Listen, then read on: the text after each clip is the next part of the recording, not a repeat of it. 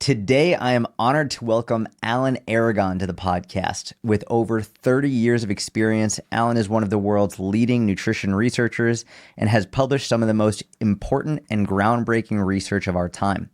More importantly, Alan is a husband, father, and one of the most kind, genuine, and supportive human beings I've ever met.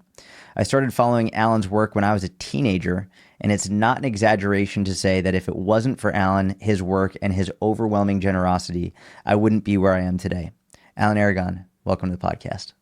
Thank you so much for having me, man. It's a real honor to hear those words, really. It's the truth. It's the truth, man. So I appreciate you. It's a blessing to have you here. Thanks right back. Always start off with, who are you? Wow. I'm a person just trying to reach my potential and hopefully make the world better in the process. I love that. And you're doing it. Now, usually I go right into another question, but I have to give a little bit of context to our history. And I don't even know if you remember this. I think I've told you this story, but I don't know if you fully remember it. So I started following you when I was a teenager. And I joined your Alan Aragon Research Review in like 2011 or 2012. But I was following you when I was in college and when I started my website. And this is back in the day when ebooks were a really big thing. And my first ever ebook I wrote was for college students. And it was something to the effect of the College Student's Guide to Grocery Shopping. And it was basically a simple, free ebook that I wanted to teach college kids, like, what to focus on, what they can buy at the grocery store, and also how to buy healthy groceries affordably.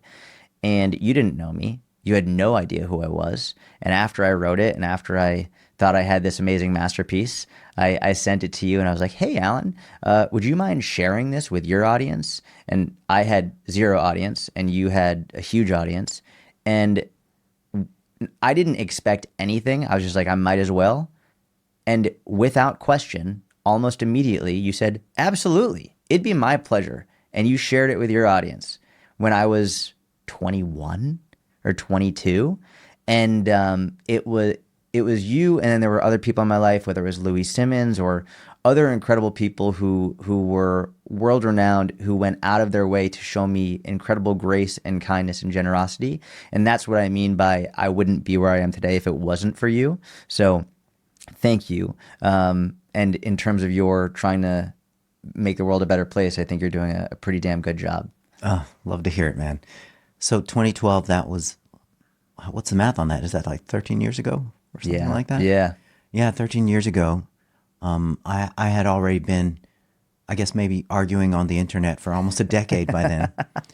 And yeah, I just, it was an interesting thing having grown up without the internet and spent some professional time without the internet and kind of attempted to navigate that jungle.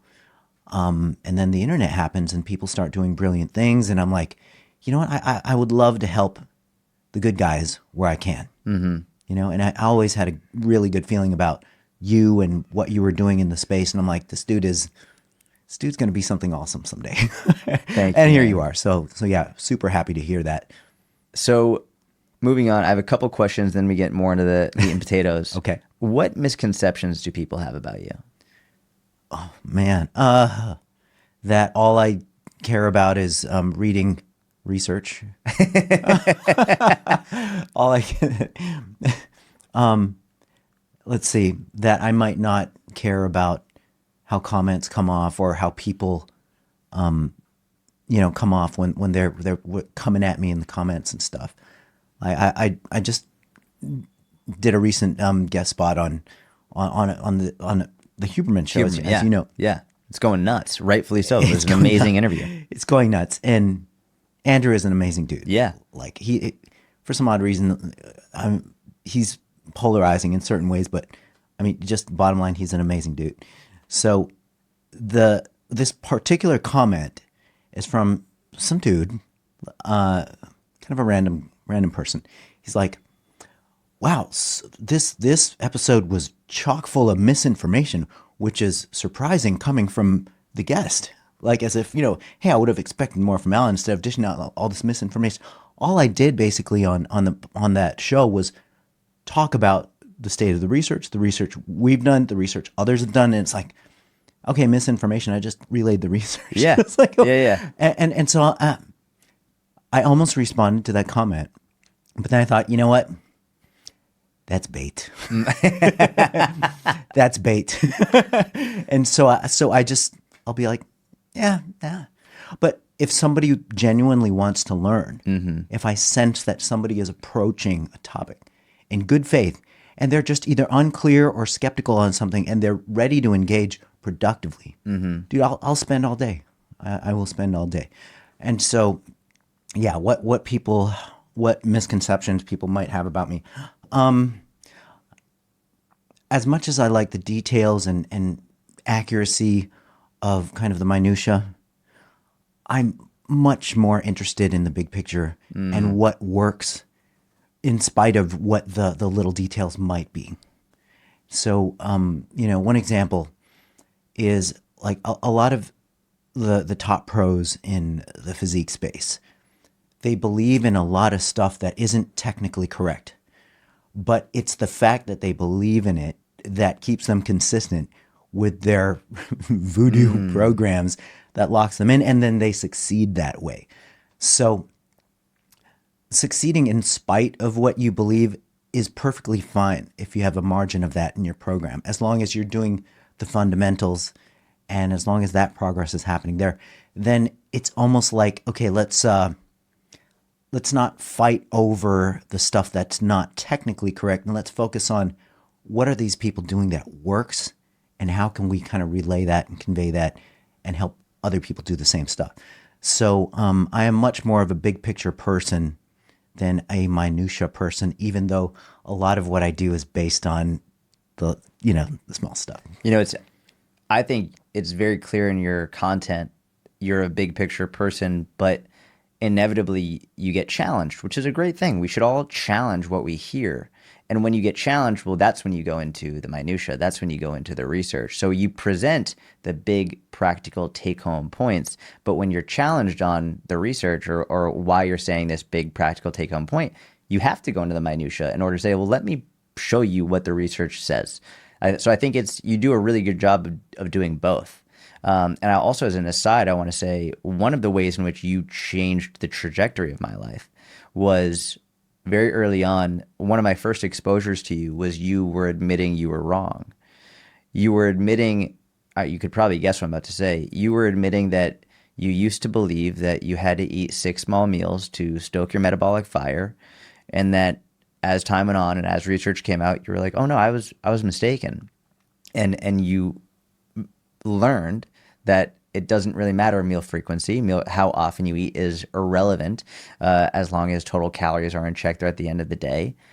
And while that piece of science is fantastic and very helpful to everyone all over the world, what stuck out to me was you were admitting that you'd made that mistake. You were admitting that, like, hey, this is what I thought based on the research I had seen, and now I think otherwise, which I don't think many researchers or people in general are willing to do. And so watching you as an example, as a leader in the industry, helped me be more comfortable doing that. So, yeah, it's a human nature thing, but the more that you practice admitting where you were incorrect, then kind of the more that you see that, hey, this is actually a good thing, and this is what scientists need to do. So it sort of occurred to me late in the game that the best scientists are the ones who remain skeptical but still stay open-minded to being incorrect. And so being skeptical is not being cynical and just disbelieving everything. Being skeptical means not immediately believing something without first asking for some evidence. So that is the spirit of skepticism. Okay, that's interesting, but what's the evidence? yes. And how strong is the evidence? Like, what's the nature of the evidence here? Is it based in like a few rodent studies here and there, or is it based on some sort of one-hit wonder thing, or is there just a repetition of human trials that have relevant designs and scenarios that are tested out?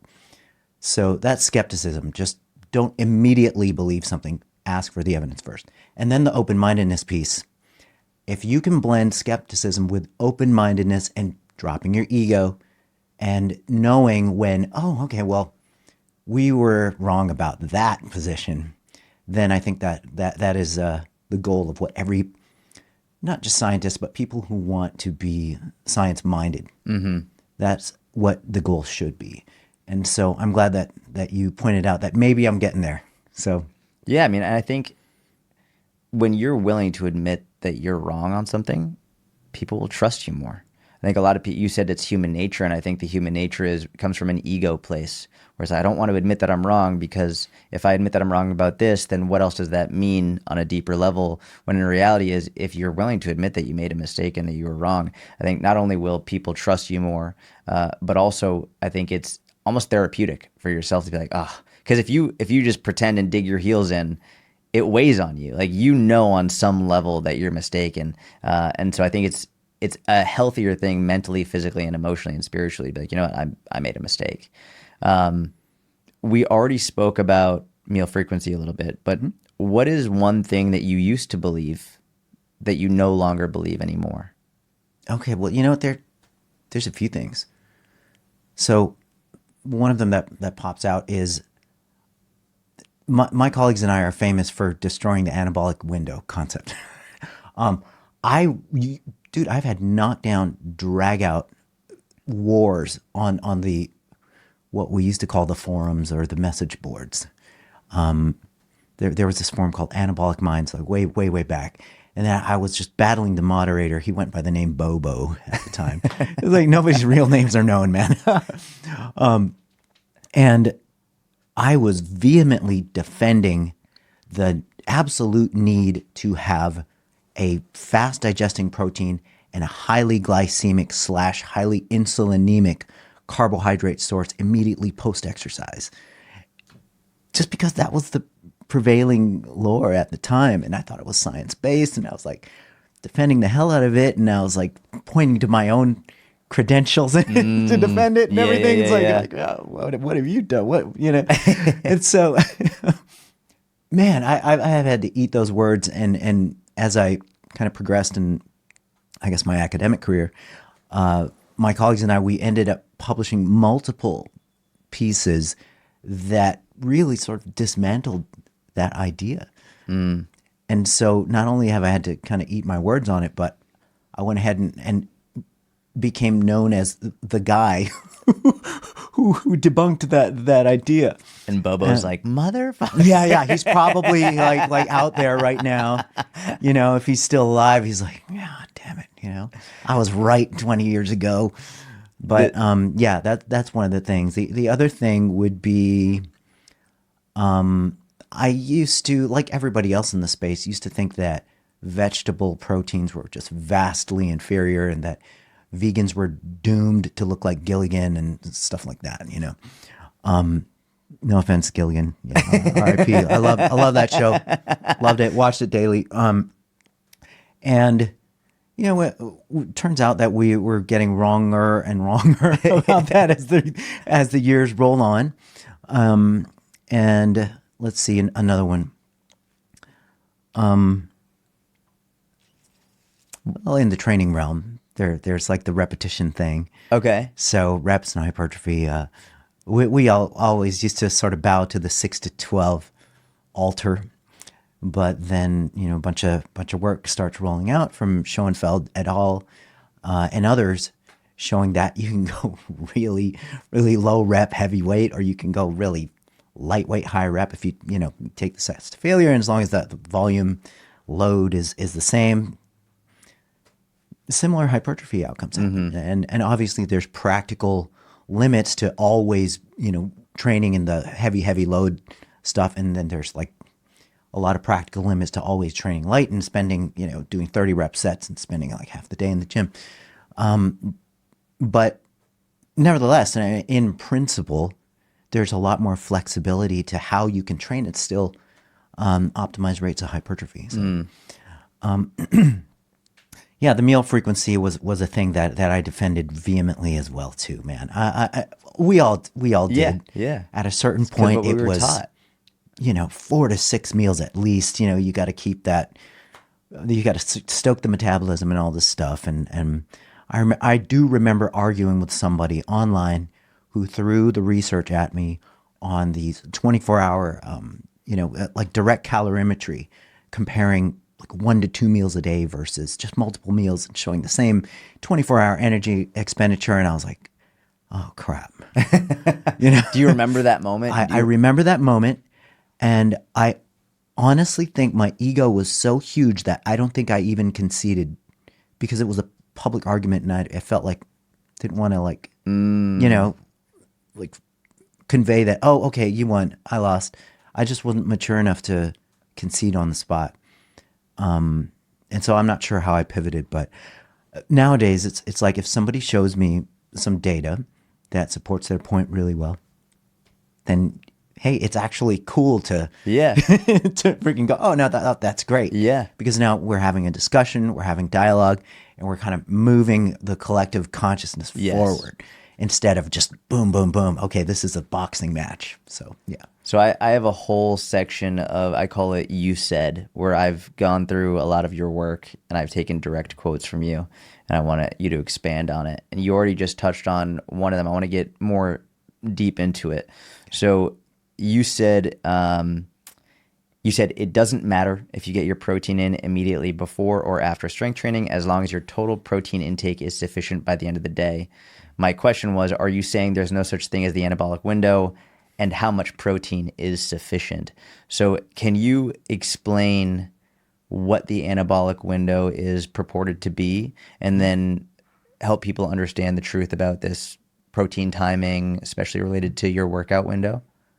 Yeah, so the anabolic window, the classic definition is a 30 to 60 minute limit after your resistance training bout that you have this window of opportunity to consume quick digesting protein and carbohydrates in order to take advantage of the convergence of hyperaminoacidemia or peak levels of amino acids in the blood with hyperinsulinemia or peak levels of insulin in circulation as well, and hyperglycemia. So hyperinsulinemia, hyperaminoacidemia, hyperglycemia, all those things would combine to spike muscle protein synthesis. And then when you can elevate muscle protein synthesis maximally, then the theory was, okay, so now we got the ball rolling. We hit the anabolic window. We're going to maximize recovery, and therefore we're going to maximize growth. So if you don't do this, if you don't take advantage of the anabolic window, then you're just compromising your muscle gains. So that was, and I laugh at that now because it's hilarious. It's hilarious because people whose main goal in life it is to gain muscle as quickly as possible, they're going to have something pre-workout. They might even have a full-blown meal 1 to 2 hours before their workout. And the funniest thing is, if you have a full-blown meal, depending on the size of the meal, it's still coursing through your veins like 3 to 6 hours later. And so, yeah, it's like I have this thing where if you're burping up your pre-workout meal by the end of your workout, you probably don't need to like mow people over to get to your locker room and slam that whey dextrose shake. And so the anabolic window is this odd thing that comes up cyclically in the media with people who are just sort of discovering this whole, idea that, oh, yeah, the post-workout period is really special and we got to do this and we got to do that. And it's even going on right now where there's claims about, oh, okay, women need to take advantage of the post-exercise, la, la, la, la. And then you ask, okay, well, what is that evidence based on? And inevitably, they point all the way back to the early 2000s stuff that Brad and I took a look at and went, that doesn't make a whole lot of sense, because if you have a pre-exercise meal, then your nutrients are still peaking in the blood like post-exercise. Right. Right. And so it's just really odd. If you have pre-exercise meal, that pre-exercise meal is going to dictate the anabolic environment post-exercise because it takes 3 to 6 hours for a meal to rise in circulation, then go back down to baseline. And there are instances, of course, got to give some nuance here, where people train first thing, and they don't have time for a pre-workout meal, and then they just kind of go right into it. And in that case, you can build a case for some kind of intra-workout consumption of carbohydrate and or protein or amino acids and carbohydrate. Some people just, they're afraid of carbs, so they just have some amino acids and some electrolytes and some caffeine or whatever. But yeah, the point is this anabolic window theory or hypothesis actually is based on overnight fasted subjects who were put through a glycogen depletion protocol in the earlier research. Mm-hmm. And then the timing of post-exercise nutrients. And in the earlier cases, it was carbohydrate. And they were looking at rates of glycogen restocking, resynthesis. And if you delayed carbohydrate ingestion post-exercise after an overnight fast and a glycogen depletion protocol, which is 90 to 120 minutes of continuous high-ish, like moderate intensity work on the quads, then you delay glycogen refilling. Well, that's kind of like duh. Yeah. But they took this concept and they tested the delaying of protein and the delaying of amino acids. And of course, you kind of blunted the potential of the muscle protein synthesis response when you delayed the protein. And that's almost kind of like, okay, well, duh, too. But we're looking at overnight fasted subjects. Right. We're not looking at real life scenarios where, Joe Blow who wants to get huge is like never going to engage fasted resistance training. Right. So that is the long diatribe of the anabolic window stuff. And so my colleagues and I, what we did is we took this anabolic window lore and figured, all right, we wrote this narrative review on it, and now we did a meta-analysis. A meta-analysis is when you gather all the studies that are relevant to the question, and then you run some statistical analysis on it, and then you make a decision of whether the group of studies shows some sort of effect collectively in one direction or the other. So our meta-analysis didn't show any effect of protein timing once you consumed enough total daily protein. And then we did an actual randomized controlled trial where we compared immediate pre-exercise protein ingestion versus immediate post-exercise protein ingestion, just to see if, just in case, there was this anabolic window effect with either one of those conditions. There was no advantage to either condition as long as total daily nutrients were in check.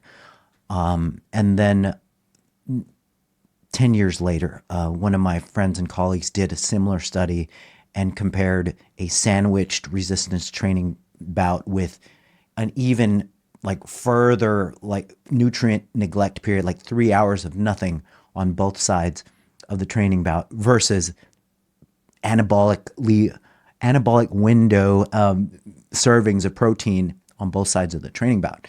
And so no significant difference between the groups in terms of muscle size and strength gains. And so we're kind of sitting there going, wow, I guess the body is a whole lot smarter than we give it credit for. And as long as you hit your totals by the end of the day, then that is the big picture. Now, of course, there's some nuances to this. Not everybody's workouts are going to be the same. Not everybody's workouts are going to be 20 minutes of curls, of squat rack curls, Some people will train intensively for significantly over an hour. Some people will take their marathon workouts 90 minutes, 120 minutes in the gym. And so if there is a performance element to your training bout, then there are fueling considerations. And there's a whole rabbit hole there. But as far as this post-exercise anabolic window thing goes, it's just kind of silly. So I think in this last point you brought up, it really points back to individual preference and the need based on the performance. If the goal is building muscle and strength, then from what it sounds like you're saying is total protein by the end of the day, total calories, total protein is most important. But if we're talking about how you feel during the workout, and if someone is like, hey, I train at 4 a.m, and I don't want to eat a huge meal before I train because it's 4 in the fucking morning, then it's like, yeah, then don't eat. That's fine. Or maybe sip on a protein shake in water or a carbohydrate protein mixture if that makes you feel and perform better. Or if you're doing a 2 hour, 3 hour long workout and your performance will degrade because you don't have any energy, literally you don't have any calories in you, then yeah, feel free to ingest whatever you need in order to make it a better performing workout. But in terms of the results, in terms of strength and especially muscle growth, as long as calories and protein are in check by the end of the day, you're good. Is that the sum and substance Yes, of it? that's right. That's right. Yet, we humans love to think that we know the special little secret. And so there's still some kind of very strange allure to this narrow post-exercise anabolic window that you got to consume very specific amounts of protein and or amino acids and carbohydrate. It's just super duper. It blows my mind when I hear people just popping on and saying, "Oh, well, this person said you got to do this and this and that," and it's just making the rounds right now, and nobody has the actual evidence to back up what they're saying.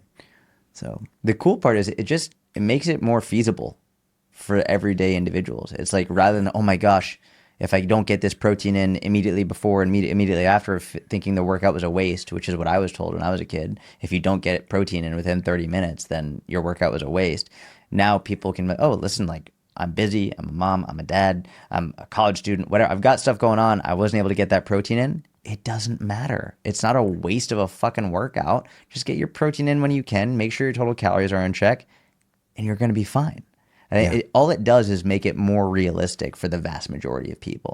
And if someone believes in the anabolic window and they want to do it, great. It's not going to hurt them, Yep. but it's also not necessary in any way, shape, or form based on the current evidence. yeah, and people are ready to eat anyway by the end of their training bout. Yeah.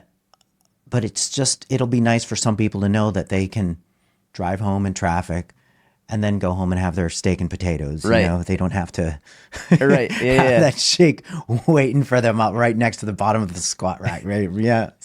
So you had said, I thought this was a really interesting quote. You had said, it's much better to overdo your protein than underdo it. First, I want to ask why.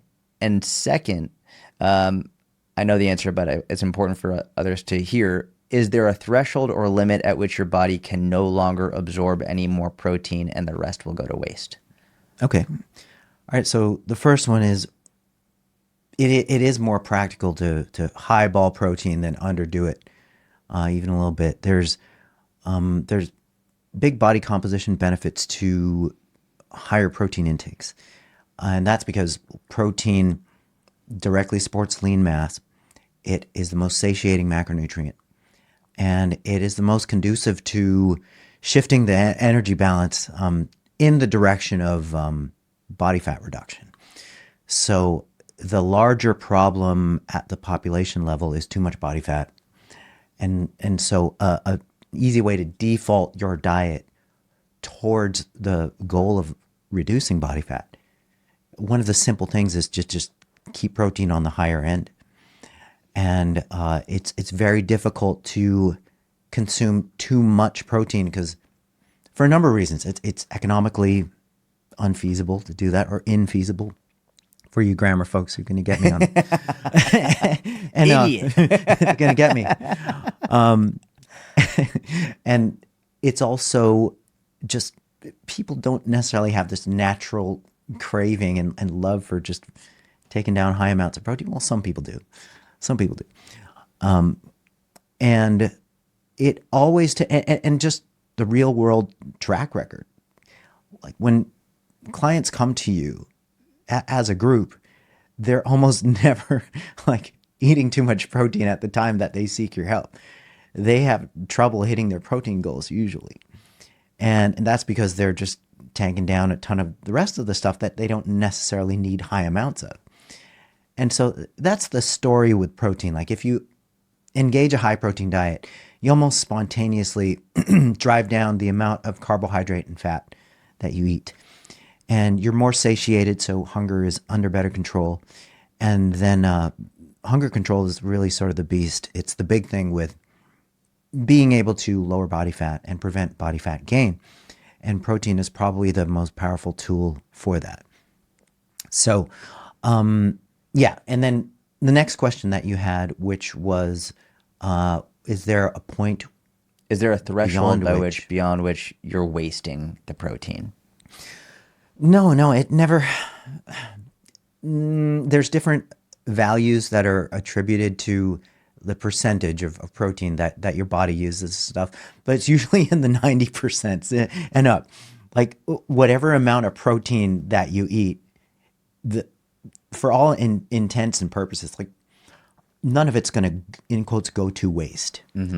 Like we can always oxidize fuels for energy, whether it's protein, carbohydrate, or fat, or whatever. But like the protein that you consume, you would need to consume an unreasonable amount of protein in order for it to, in quotes, go to waste. And you would have to be in hypercaloric conditions. In other words, you'd have to be running a net caloric surplus over the course of days and weeks and stuff in order for a high protein intake to be a bad thing, because it has to be a part of an overall context where you're eating too much of everything. But then again, it goes right back to the fact that if you're eating a high protein diet, there will be this tendency to eat lower carbohydrate and lower fat anyway. So it's kind of this self-regulating thing. So there really is, there's really no practical limit, especially like per meal, to where protein is going to go to waste. If we look at just programs in the real world, most people find it actually difficult to hit a gram per pound, and certainly more than that. There's a subset of people who love protein, and they're all broed out, and they love it. They'll do the shakes and the supplements on top of their food, and they easily hit a gram per pound. It's like a badge of honor, and They put it in their Instagram bio. yeah, that's right. But for the majority of the general population, good luck trying to Correct. eat a gram per pound, and it'll take much more than that for you to be eating too much protein. So. This is something you've changed my mind on within the last year or so. I want to talk about collagen protein. The main question is, does collagen protein count towards your total daily protein intake? And does collagen have any unique benefits outside of standard protein? Yeah, that's a great question, man. Okay, so the, in quotes, evidence-based community as a group, they kind of banded together and decided collagen was crap. They did. And then you got like trashed if you like went against that mantra. But and everybody thought that at one point. You go through the normal curriculum and you get taught that these are incomplete proteins, and these are complete proteins. And collagen or gelatin, that's like the one animal protein source that really sucks because it's missing tryptophan. And okay, so that we believe that collagen sucks, it's low quality, it's incomplete, that's it. But then the evidence just starts rolling out. And at some point, you have to be open-minded. And it's just like what we talked about at the beginning. Scientific mindset means be skeptical, which means ask for the evidence. But you also have to be open-minded to being wrong and changing your position on the topic. So that's what I'm beginning to see with the collagen thing in the space, where people just formally kind of puff their chest out. Yeah, you take collagen like that, it's more like, there might be something to this collagen thing. So we can start off by just some foundational stuff, like collagen is the single most abundant protein in the body. Okay, so that's kind of an interesting bit of trivia. Even bones are estimated to be about a third collagen. Skin is 80% collagen by dry weight. And okay, then the next little bit of the puzzle piece is we don't consume a whole hell of a lot of dietary collagen. There's not a lot of folks who sit there and eat animals nose to tail or eat the cartilage and connective tissues of animals and stuff. We usually just eat the muscle meat. Yeah, that's it. And okay, so we have those two things going on at the same time. Collagen is super abundant as a structural tissue in the body, and then number two, we barely consume it in the diet. So let's kind of draw that parallel with bone. Okay, we know, or at least everybody knows, if you don't consume enough bone building materials, calcium, etc., the minerals, especially calcium, then you will incur some very bad things down the line in the life cycle: osteopenia, osteoporosis, just brittle bones, complications related to a fall, as experienced by way too many seniors. Okay, didn't consume enough calcium through the life cycle.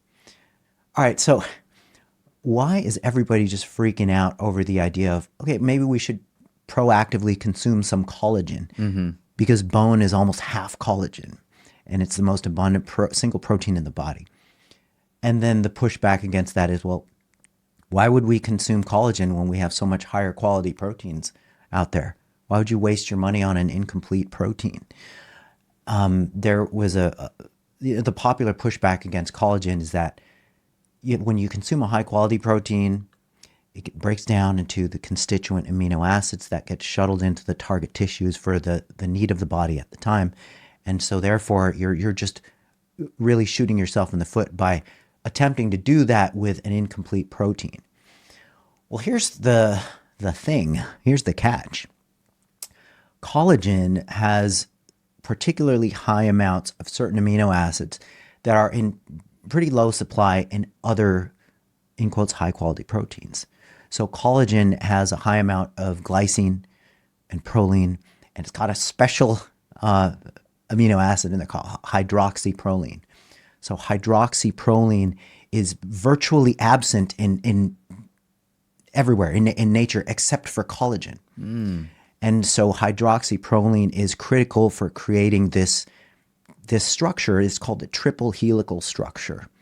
The famous double helix is DNA. Okay, so collagen is a triple helix that gets formed with glycine, proline, and hydroxyproline, and it gives this sort of unique structural integrity to the tissues. You're not going to get a staggering amount of glycine and proline, and like you're not going to get hydroxyproline in whey.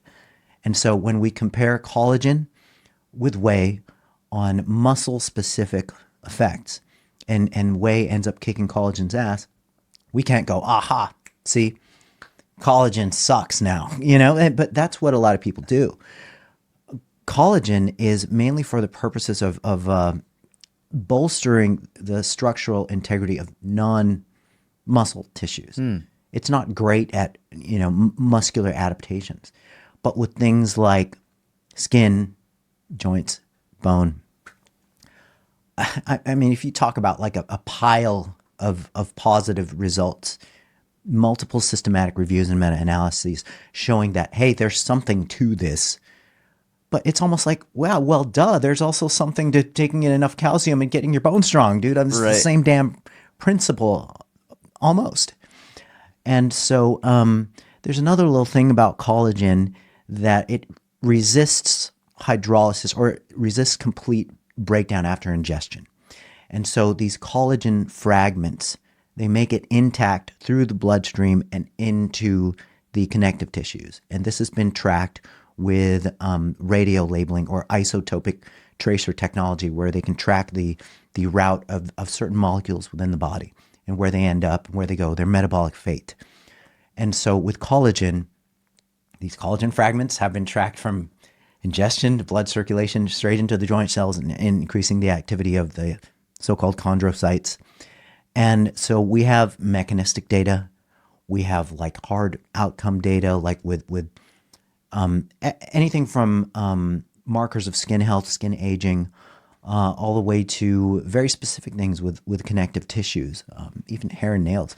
And so it brings us back to the question, why are we hating so bad on supplementing the body with a protein type, which is just simply providing the raw materials to help the body manufacture these tissues? And, it is, look, collagen supplementation is a first world thing, just like almost all supplementation. It's a It's first like world. protein powder is a first world thing. Absolutely, dude. Absolutely. We're putting the icing on the cake here. Going to a gym with equipment specifically designed to have these like ergonomically perfect movements is a first world thing. Like listening to a podcast for everything that having an iPhone in your hand, like these are all first world things. 100%. Yes. And collagen is definitely on that list. But with the list of supplements that we get, I personally have collagen on my list of supplements. I personally do. If I ate more chicken cartilage and if I ate more, if I ate more of the dietary sources of collagen, I probably wouldn't take it, but I don't. Yeah. And so if you have that available to you, then I'm just going to take advantage of it. I realize that supplements in a lot of respects are not make or break, but it's more of like you're rolling the dice. You're casting the line out, the bet. You're placing your bets that this is going to help somehow, or even if it's just from an aesthetic sense of like just the way that you look, the way that your skin looks, as you slowly become ancient, we're all going to be old as driftwood at some point. God willing. But yeah.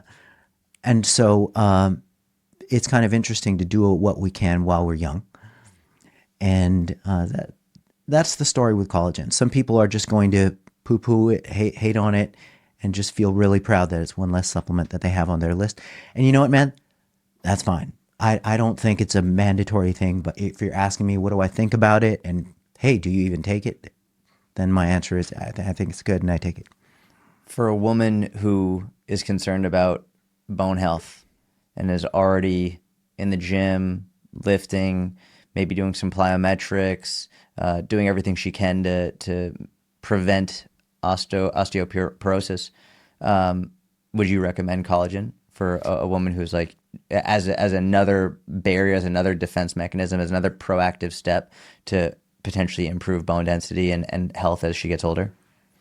I would, because the cool thing about taking, let's say, somewhere between 10 and 20 grams of collagen a day, it's sort of it'll count as your protein intake. So you do count it towards protein intake. Yeah, Okay, I do count it as protein.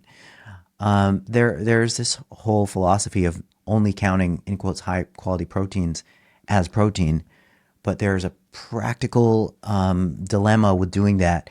In that, okay, so are you going to count it as carbs? Are you going to like eat up your carb allotment with that? Or are you going to count it as fat? So what are the trade-offs? What are the impacts of like having that stuff replace your carb allotment? What are the trade-offs of having that count as fat? So I think there's some potential negative impacts there, although it's a little bit far-fetched, because you don't have to take a whole lot of collagen to get these beneficial effects. But yeah, I would just count it towards the protein. It's a nitrogen source. You're not going to get any nitrogen from the other macros, and so it's got calories. And I don't think it makes sense to kick out like any amount of carb or fat to like try to force collagen into that allotment. Many say that artificial sweeteners are causing cancer, gut health issues, and making us fat because they somehow trick your body into thinking it's regular sugar. But you said controlled studies consistently show artificial sweeteners are beneficial for losing fat, improving blood sugar regulation, and improving overall health. Can you explain this in more detail? Yeah. Okay. So on paper, it sounds logical that if you give somebody an artificially sweetened product or diet sodas and stuff, and it's going to stimulate all of the physiological things that are not good with sweet cravings and things like that, and it's going to sort of keep their neurobiology wired to want to have sweet things and things like that. Okay, so that's fine as a hypothesis and a speculation, and it's reasonable, right? But as with every hypothesis, we got to put it to the test. And this hypothesis has been put to the test many, many, many, many, many, many times. And the bottom line is the weight of the evidence shows that it doesn't make people crave sweet things more. It just defaults them to consuming fewer calories by the end of the day and by the end of the week. And it ends up being a very positive thing for people trying to lose weight and keep it off. And artificial sweeteners, some people sort of draw these two categories. Okay, so there's artificial sweeteners, and then there's low calorie sweeteners, because some people don't like to call, I call it stevia. In my mind, I see it as stevia, but I hear people saying stevia. I So always thought it was stevia, and when people say stevia, I'm like, I get confused, but I don't know what the correct yeah. pronunciation is, but I say stevia as well. Okay, cool. Because when I say stevia, I just think of Stevie Nicks, and that's yeah, stevia. It may be in a different boat. Things like stevia, things like the sugar alcohols. Okay, maybe in a different boat from just a chemical classification standpoint, but from a functional standpoint. And there's just so small a dose of these things that are required to have the desired effect that you would have to consume just so incredibly much of these things for it to have any material impact in a lifetime or two. And so there's certain things that humans have geniusly invented that have actually improved the human condition and solved some basic human problems. And low calorie sweeteners as a group are, in my opinion, they're one of them for people who are trying to get weight off and keep it off. It's just a net positive in terms of food technology. There are many net positives in terms of drug technology for various things. For food technology, some of the big breakthroughs have been artificial sweeteners as well as protein powder. And there's this weird human nature thing, especially with people who gravitate towards the health and fitness and wellness space, who hate the idea of artificial anything. But then, okay, well then just go ahead and start bathing in lakes now. You know, turn off your computer.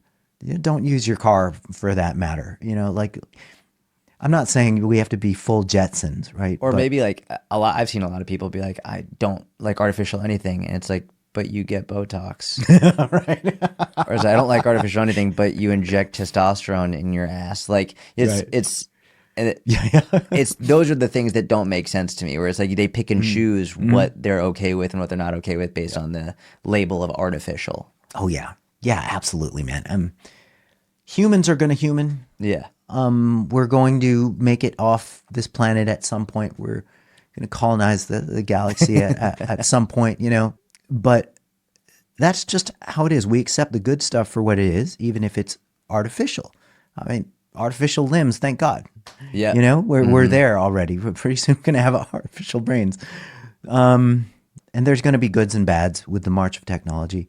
But with artificial sweeteners, the evidence does not show net detriment for anything. I think one of my favorite experiments that I've done was the continuous glucose monitor experiment, where I deliberately spiked my blood sugar every day. Yeah. And I did that for a month. And what was always surprising to me is the people who say, oh, well, they trick your body into thinking that it's real sugar, and so your blood sugar is going to spike, your insulin's going to spike. And so I obviously tested it with Diet Coke, and I was like, well, let's see what actually happens. And nothing happened. But what's bewildering to me is the confidence with which people say these things when, never mind looking at the research. Let's say you're not going to open PubMed, you're not going to like actually look at research articles. Have you spoken to a type 1 diabetic? Just talk to it. If this was an actual issue, type 1 diabetics wouldn't be able to. They would be very well aware of the effects from having a Diet Coke, for example, on their blood sugar or on their insulin, because they're always testing it. They're always looking at it. They have to. There's a major issue if they're not. And even after I did that experiment, people were like, "There's no way. Like that's just not accurate. You're a shill for whatever."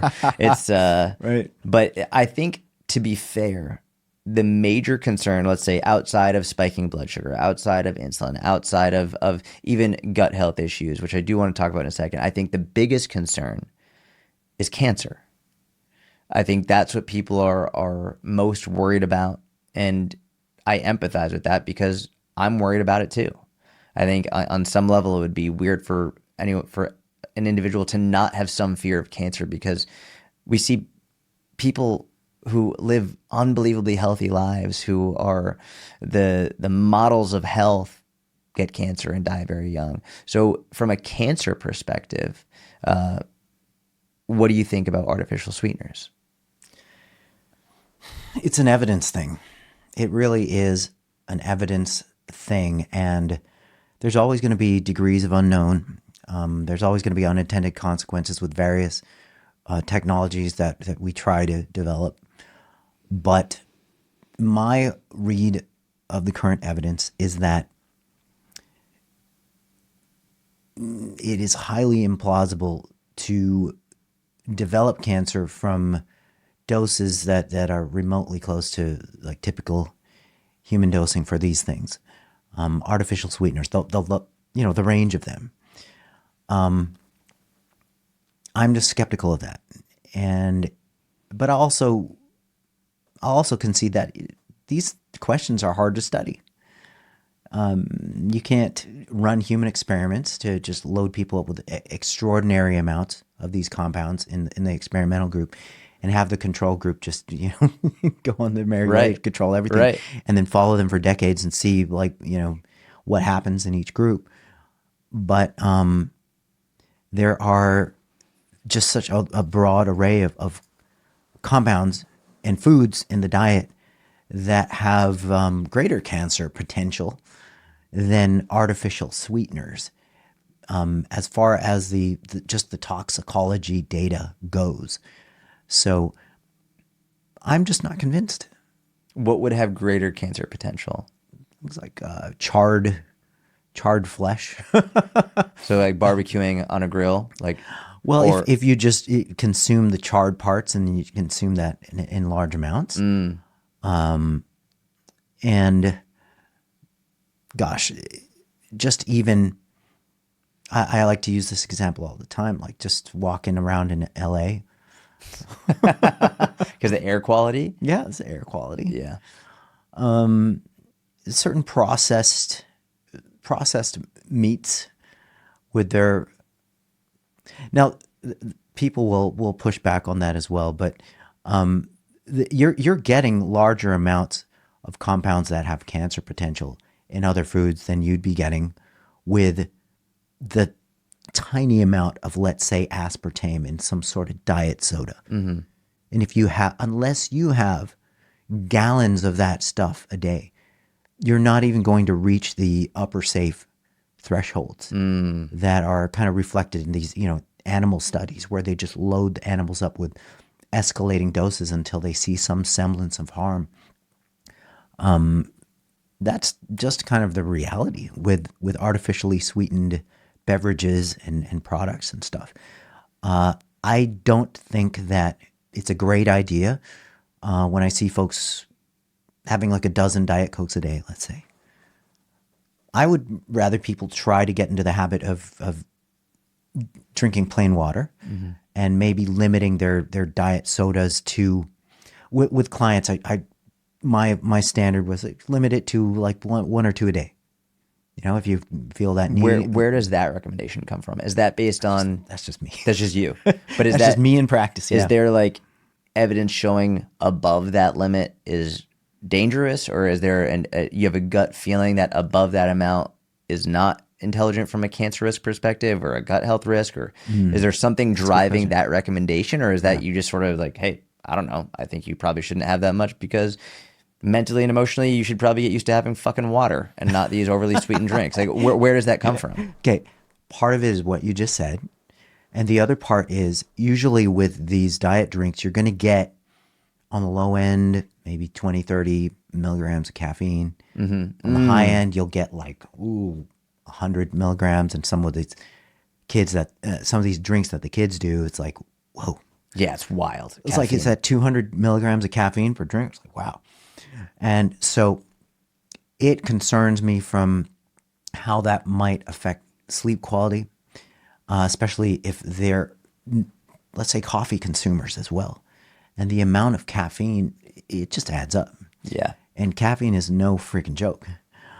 And if you look at the literature, like at the population level, the upper safe threshold for adults, on average, for caffeine intake is 400 milligrams a day. So statistically, like on average, beyond 400 milligrams doesn't have good things happen to like the general population. Now, of course, there's going to be 200, 250 pound jack dudes who are well habituated to like 600, 800 freaking gram of caffeine. And Blood pressure is sky high, though. I'm super healthy with my blood pressure at 180 over 100. They're maroon in the face. They're like, I'm good. Like the veins right through the forehead down to the biceps. Love it.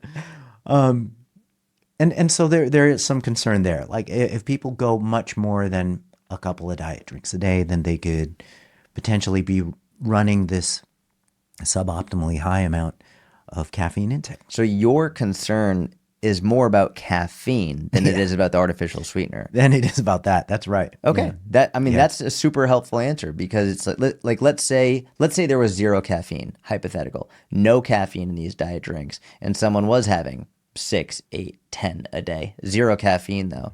Would you be worried about the risk of the artificial sweetener or no? Okay, so you know what? The short answer is no. General short answer is no. But I would imagine that across the range of artificial sweeteners, some have more cancer potential and some have less. Okay. When I took a look at the literature on the so-called, the cancer threat of aspartame, for example, and looking at the doses required to hit certain presumed harmful thresholds, okay, you'd have to like consume like 3 cases of this stuff in order to begin to hit that. Like 20 cans a day type thing? Yeah. Yeah. Over a long duration of time, yeah. Over a long duration of time. And people can't do that. They'll drown of like overhydration by that time, right? And so it's just not realistic. It's just not plausible. But look, I understand that in this lifetime, we place our bets where we're going to place our bets. And if somebody doesn't like the idea of artificial sweetened beverages or anything like that, they're not missing out on anything. Yeah.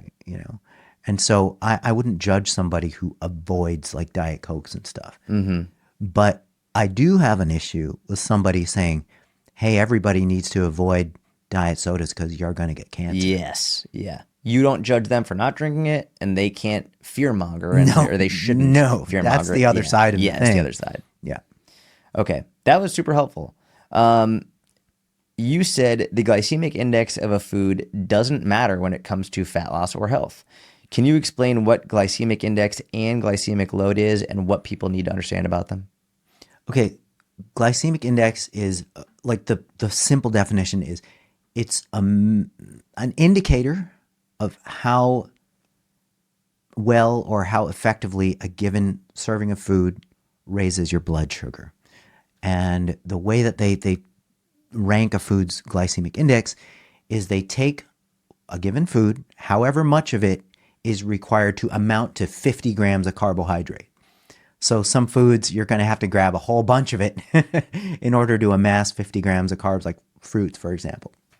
We'll have to get like 3-4 fruit servings to have 50 grams of carbs. Most people don't have that in a month. Never mind. And just sit, like, yeah. Or you just literally get, 3 tablespoons about 3 tablespoons of like table sugar, or just take straight 50 grams of like straight glucose or dextrose. So 50 grams of a given carbohydrate source. What happens 2 hours after ingestion?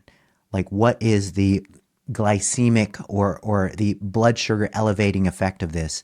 And they measure that by what's called the area under the curve. So here's the glucose elevation over time, and they just measure this area under the curve.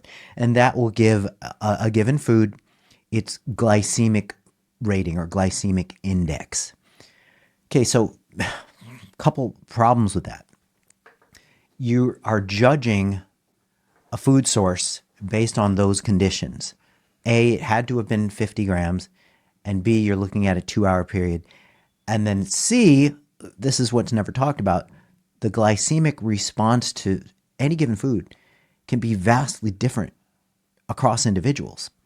So somebody who has like a glycemic response that might be high to like a given fruit, it might be low to somebody else. It might be really high for another person. And so you're already beginning to pigeonhole foods into like the single category when individuals respond with a lot of variation to the same food, to the same amount of the same food. So that's glycemic index. All right. And maybe the more interesting thing about the concept of glycemic index is that there are certain ways that you can bring down the glycemic index of a given food or a given food serving. So when you add protein to the mix, it will sort of flatten this glycemic curve. It'll flatten and lengthen it and bring it down. When you add fat and when you add fiber, and certainly if you were to add protein, fat, and fiber to a carb source, then you're going to bring down the glycemic index. You're going to lower its blood sugar elevating potential. And so now here's the problem. People end up judging foods, whether they're good or bad. Of course, it's got to be binary, good or bad, based on the glycemic index, whether it's got a high glycemic index or moderate or low glycemic index. The problem with doing that is that there are plenty of low glycemic index foods that are just kind of junk foods. They're indulgence foods, foods that you shouldn't predominate your diet with, like full fat ice cream, like Haagen-Dazs or Ben & Jerry's. Low glycemic index. Yay, Pineapples, though, oh boy. Watermelon? Watermelon, bro. Watermelon spiked my blood sugar more than anything when I did that experiment. Spike it. And so that's where glycemic load comes in. So people were beginning to see that, okay, glycemic index is a little bit ridiculous. So let's try to force the concept of glycemic index. Let's try to preserve it, but at least make it more reasonable and based on real world servings of foods. So glycemic load is the amount of carbohydrate per typical serving of a food. And then you factor in the glycemic index of the carbohydrate in that typical serving. So fruits, for example, and we can take watermelon, low glycemic load. Okay. Even in spite of its higher glycemic index, it's because there's so few carbs per unit of volume per serving. It's mostly water, right? And so glycemic load is a little bit more reasonable than glycemic index. Now, this is where people don't like it when I take it this far, especially if they're super invested in the idea of controlling your blood sugar and stuff. Even glycemic load is kind of a load. It's kind of a load, man. It's a load compared to two things. Are you aware of how many total carbohydrate that you should be consuming in the course of the day? And are you comprising that carbohydrate target with a reasonable food selection? With a healthy, mostly healthy food selection?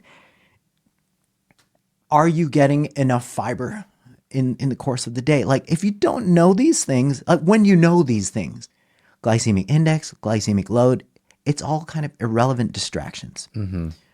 And there's a lot of data backing that up. When you take two diets and they're equated for protein, carbohydrate, fat, and fiber, and there is a really good study that did this, but the glycemic index of the carbohydrate sources were vastly different. One had a low glycemic index carb set, the other one had high glycemic index carbs. But the diets were the same in protein, fat, carbohydrate amount, and fiber. The glycemic index differences between those two diets had zero impact on, well, I'm not going to say zero. That's an absolute thing. No significant difference on body composition. So, and no significant differences on things like glycemic control, blood lipids, other measures of metabolic health. And so people are missing the forest for the trees when they think that they need to focus on when they need to like look up the glycemic index of a given food. Totally missing the point. I'm about to drop a bomb on you. Are you ready? Let's go. You ready? I'm ready. I'm born ready, I think. Is sugar an addictive substance?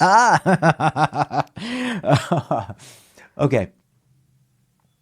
Okay, so this is a tough question because sugar itself is sugar, like by itself in a vacuum. Nobody's going to. You're never going to put a jar of sugar in front of somebody who claims to be sugar addicted and then have to cuff them, from freaking tanking down the whole jar. Some individuals have an issue with foods that are hyper palatable. And this doesn't necessarily have to do with their sugar content per se. So there are some individuals who are, in quotes, addicted to eating or addicted to food. But you can't just reductionistically point to sugar, because otherwise we'd have a problem with our clients just eating way too many fruits. And that never happens. Okay. Or just eating sugar out of the bag. Or sugar out of the bag. That's right. If you're legitimately addicted to it, just go get bags of sugar. And you know what? That never happens.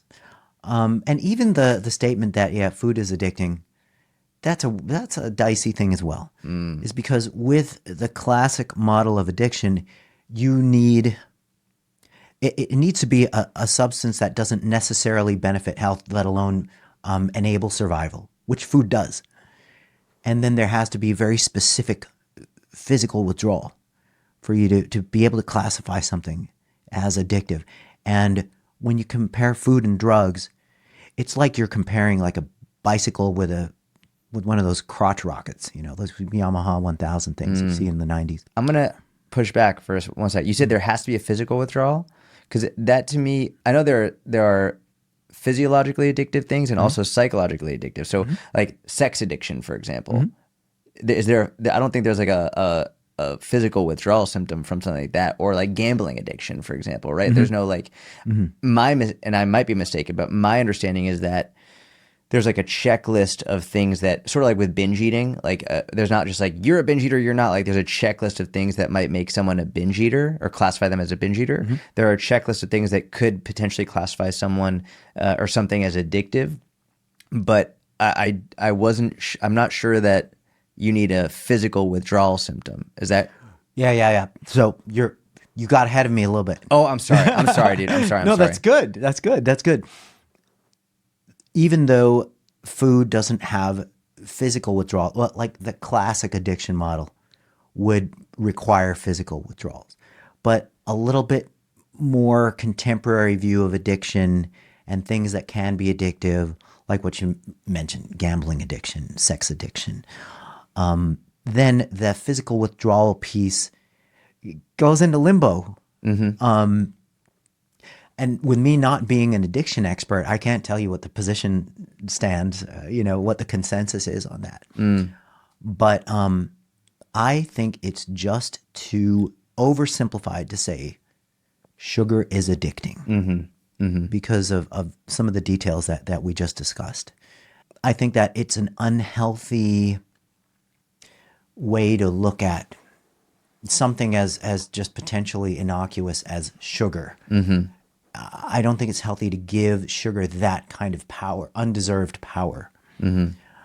I've had a client who had binge eating disorder, and she was convinced that it's the sugar. It's the sugar. And so it's very difficult to get through to people and explain to them technically why that's not correct. But it's because she had that thought. It's the sugar. That was part of her problem. And the process of helping her out of that binge eating disorder was to free her from the bondage of that belief. So, yeah. You also said something that I think it might have went under the radar, but I think it hits the nail on the head. It's not that food is addictive, but that eating can be addictive. And there are even, I don't know the names of them off the top of my head, but there are conditions in which people will be addicted to eating non-food items. There are like, I remember I saw one, it was horrific. There are some people who are addicted to eating like the stuffing of a couch, for example. They'll eat it and they have major health issues as a result of it. It's not because the stuffing of a couch is fucking addictive. It's because the act of eating can be, that behavior can be addictive. And I think with sugar, it's, as you were saying, the foods that are often high in sugar are also often highly palatable. They're enjoyable.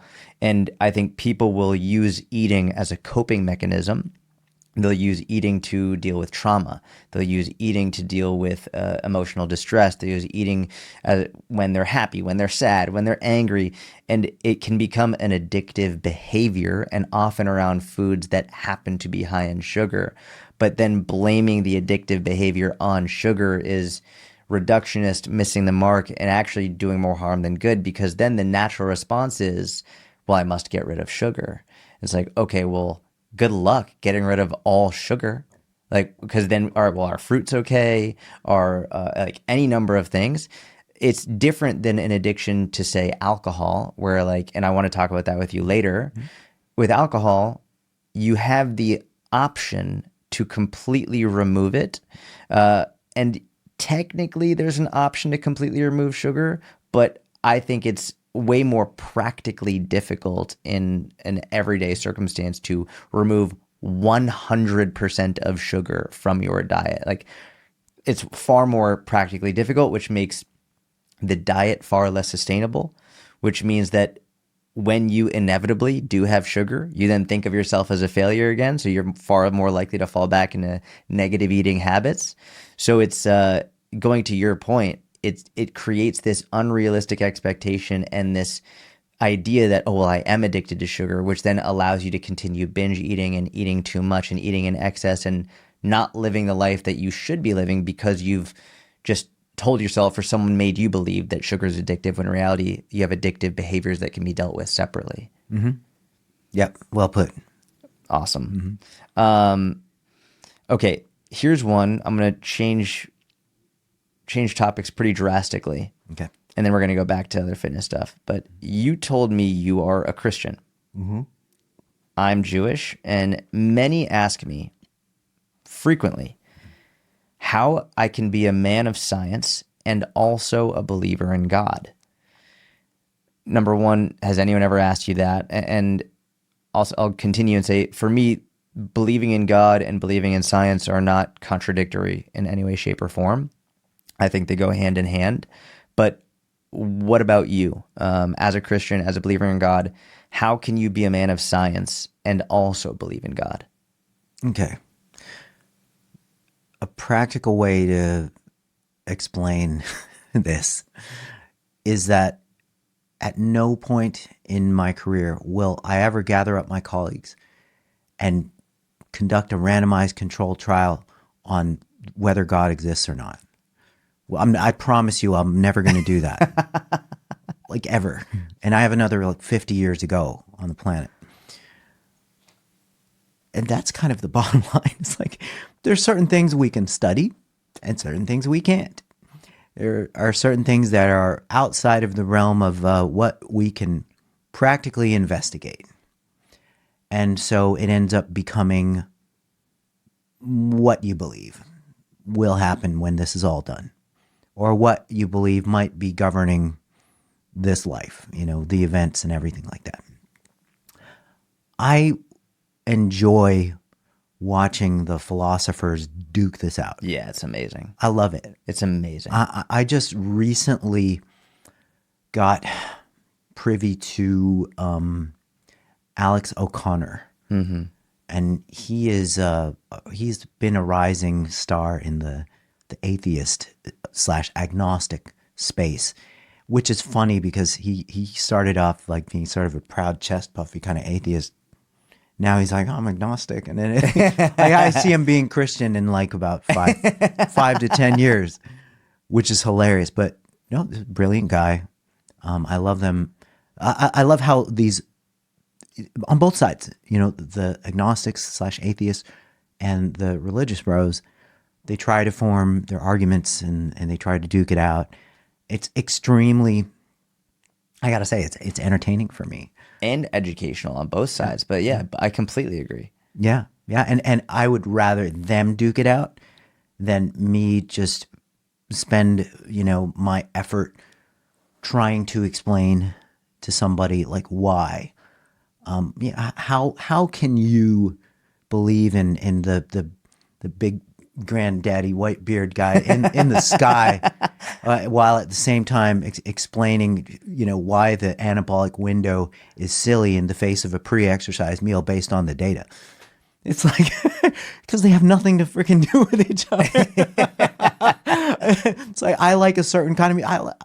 Dude, I like metal, man. Yeah. How can you like heavy metal while still doing nutrition research, man? Right. It's a non sequitur. It doesn't make sense. It doesn't it's like it's a different realm of thought, existence, belief that will never cross over into whether 50 grams of protein in a single sitting maxes out muscle protein synthesis. So they're two different areas of interest. Mm-hmm. So I don't see the conflict. It's really funny. I've had this conversation with two of my friends. Brad Schoenfeld. Yeah. He's like, how can you believe in you believe in anything beyond the material world that we know about and are able to study and stuff like that? And I'm all, well, because we can't study it. We can't study that stuff. And he's like, don't you feel there's some sort of a contradiction or an inconsistency between like believing in something that without enough evidence and then like doing what we do inside? And I'm like, dude, look, we're never going to run an RCT on God's existence, so we don't have to worry about that. Mm-hmm. And he's all, okay. I said, Brad, you just seem so incredibly wise and stuff, yet you seem like such a noob. And we love each other as friends, and we'll always have that great relationship. And when the witching hour comes and the pearly gates make themselves seen, I'll be able to go or not, right? Religion is an interesting thing, and I just have a very sort of peripheral interest in the details. But there are some really, really interesting figures coming up in the media who defend religion in these debates. And I know it's weird, but I love watching these things. I just recently watched a guy named Trent Horn debate Alex O'Connor. Mm-hmm. And Alex O'Connor, in my mind, he's kind of like the final boss atheist guy. He's brilliant, he's articulate, he's got the English accent, and he's well reasoned. And he has a really magnanimous personality. And it's very likable. And like usually like with debates, it doesn't matter what the freaking substance is. Like who's more likable, right? O'Connor is a super likable dude. Now, in my opinion, dude, he got whooped by a Catholic bro named Trent Horn, like kind of twice. And it's like, whoa, wow, that's really fascinating. And I felt the same way when I saw a gentleman named William Lane Craig debate first Christopher Hitchens. Like when the new atheists were making the rounds, like 10 years ago, the whole new atheist movement with the God Delusion from Dawkins, and I'm forgetting what Sam Harris's book was called. Yeah. And William Lane Craig went in there and just plowed through these guys. And look, maybe he's just a better debater. Maybe he just had that skill. But whatever the case was, he, by the consensus of the audience, he kind of, and of course there's going to be a subset of fans of Hitchens as well as Harris, who will never concede any merit whatsoever to the other side. But it was fascinating seeing William Lane Craig actually, in quotes, beat Hitchens and Harris in these debates. And frankly, I think that people who believe in God, like theists or deists, I think they have the tougher position to defend. They have the more difficult job to defend their fairy tale beliefs. Because the onus is on them to prove it, right? Yeah. And then, of course, the challenge is, okay, where's the evidence? Why is it so hidden? It's I know, hidden in your life, maybe, right? So, okay, so I got into that talk with Brad, and I just came across really straightforward, like, how are they ever going to intermingle these different? How is it ever going to be a practical conflict in our lives and in our careers and in anything? And he's like, I guess it won't. I'm like, okay. See you at the pearly gates at one day, dude. And another friend of mine, Nick Tuminello, we had this 3-hour bus ride to like a gig, a conference. So he had 3 hours to grill me on this. And he's like, so like, why? And like, you know, why do you believe it? He says, he's an atheist. And I'm like, well, you know, I'm a simple guy. And my wife actually was my main influence in you know, gaining some sort of faith. I was raised Catholic, and like many people who are raised Catholic, you get disenchanted with the whole religion thing. That's just how, at least in my experience with Catholicism, I'm like, oh gosh, you know, all these, you know, these crazy rules, and it doesn't. And so I kind of wandered off, and then I got privy to the Shroud of Turin, which had this allure to me because scientists have been trying to figure it out for 50 years, and they can't fricking come to any real consensus. And then they keep going back and forth. Is it real? Nope. Carbon dating proven wrong. And then nope. No, it is because of this and that. And so there's been this back and forth. And right now, the tide is kind of in favor of the Shroud being authentic because of these recent findings. People who are interested in that can go dive, look at it. My wife can't stand any of that stuff. She just naturally has this belief. And so she influenced me. And I just kind of, you know, I follow by example. It's like my wife has this belief, and she's a ray of light. She's a walking human ray of light and goodness. And, you know, everything she touches turns to gold. So I make the joke that my wife kind of pulled me off the streets and like kind of, you know, helped raise me into something meaningful here. But, you know, ever since I kind of got on board with her belief system, my life started becoming awesome. It hasn't been a linear awesome, but when the lows hit their lows, you know, the belief in something a little bit more than, hey, I'm God. Something a little bit more than what we can see and hear and touch and measure. That really, really came in handy. So I told Nick, I'm like, okay, Nick, so you're trying to build the case for atheism and dropping all beliefs and anything beyond the natural world. And by the way, there's some really interesting stuff on near-death experiences that I've seen. like, I've seen a bunch of that. Yeah, it's like whoa.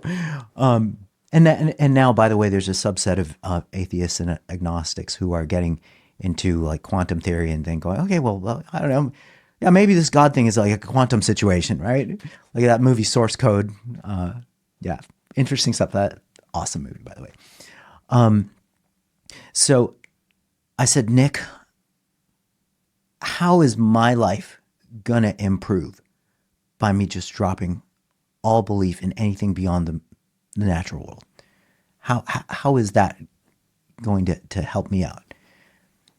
And he's like, I don't know. And I'm like, and let me ask you this. It's like, okay, so you're telling me that ever since I started gaining a certain degree of faith, then my life started improving. that's at least an association, right? It's a correlation, right? Maybe not a causal relationship, but it's an association. And it's been a consistent association. And so the stronger my faith becomes, the better my life becomes. So right now, by all measures, subjective and objective, my life is better than it's ever been. And my faith is stronger than it's ever been. So there's at least a correlation. And so I would ask anybody, how is that going to improve my life? You know, because I'm still selfish. I still want to improve my life. Yeah. I don't want to, and I see certain things as evidence for just sticking to the path. And I fortunately don't have the experience of having been disenchanted with the idea of God, and like some people just feel betrayed by their former beliefs, and now they're just gonna gut it out till the end and become food for worms when they leave humanity. Ha. Yeah, but I think, and this is what's kind of weird too, and a lot of people can't relate to this. At this point, I think it's very unintuitive to not believe in the eternal, for example, whatever it is, whatever it might be. It's just not. It's not intuitive to me to think that there is something beyond what we think we know and can measure on this planet in this lifetime. So yeah, that's that. I love that. I have no interest in trying to convince anybody to believe anything. Like, believe whatever you like, whatever makes you feel more comfortable. For me, I always am surprised with the very science-based crowd that just vehemently and adamantly says with every ounce of chutzpah that God doesn't exist, that they know God. I'm like, okay, well, that's pretty crazy to say that with that level of conviction that you know for sure. And again, like, if believe whatever you want, I'm not going to try and convince you in any way, shape, or form. But for a group of people who claims to be open-minded and who claims to be evidence-based and who claims to be truth-seeking, it seems odd that they'd be so sure without proof that they just know. And for me, going to them not being mutually exclusive or to not be contradictory, I often look at the world that we have in front of us. And from a science perspective, I look at science as like, well, this is what we have. And let's look at what we can do with it and how things work. But from a theist perspective, from a religious perspective, like, why? Like, this is what and this is why. And I don't know, that's something that I can look to and help me distinguish. But also, I would imagine that by this point in the podcast, there's something you've said, nutrition-wise, science-wise, that people are like, oh, I didn't know that. I wasn't aware of that. It's like, hopefully, if you're living right, that's happening all day or consistently on a daily basis. You're learning new things. You're finding out new things. So that's why at this point in my life, I'm very rarely just adamantly like, this is 100% true without question. And I'm surprised by the science-based crowd that it just denies it immediately. There's no way, shape, or form that couldn't be. I also think it's funny if you sit next to one of them on an airplane and all of a sudden you start getting some turbulence. And all of a sudden they're like, oh God, please let this plane land. Like, they turn into believers very, very quickly. And obviously that's an exaggeration. Not everybody does, but it's something you'll see, like, oh my God, please. They start praying without even realizing it sometimes. Please let this plane land. Please. Like, who are you talking to? But anyway, I thought that was an interesting question to ask because you're one of the most intelligent science-based people I've ever met. And also you're a Christian. So I thought I'd ask about that. Well, you know what, man? Like, we're all going to find out. That's the beauty of it. Exactly right. Right? We're all eventually going to find out with really not much effort on our own. We're headed there. Mm-hmm. And I'm happy to say that I can be friends with atheists, agnostics, people on the far right, people on the far left, at all points on the spectrum. We have our own religious beliefs, we have our own political beliefs, but we can still get along. We can still be friends, and that's kind of the cool thing. That's a wild statement. I can't believe you would be friends with someone who has different beliefs than you. That's crazy. Nowadays, it is right. All right, let's go back into fitness and science. You said fasted cardio does burn more fat than unfasted cardio, but that doesn't mean you'll actually lose more body fat. Explain. I think that in order to best convey the whole situation is you can either look at a snapshot in time, like 2 to 4 hours in time, where the amount of fat that's being in quotes burned, so fat oxidation is higher as a result of having trained in a fasted state. You burn more fat, you oxidize more fatty acids, whether they're in circulation from being on a high fat diet, and you're still, absorbing the buttered, your buttered ribeye that you had from the night before, or you're training fasted. You're going to be oxidizing more intramuscular fats as well, and you're going to be liberating some stored fat in various adipose depots throughout various fat tissues through the body. And so that is true.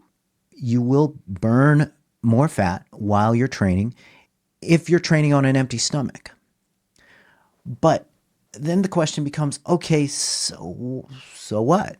With any sort of concern about burning fat, we're ultimately looking at whether body fat mass is going to be lower or higher after like a week to a year, depending on what you want to look at here, depending on the time frame.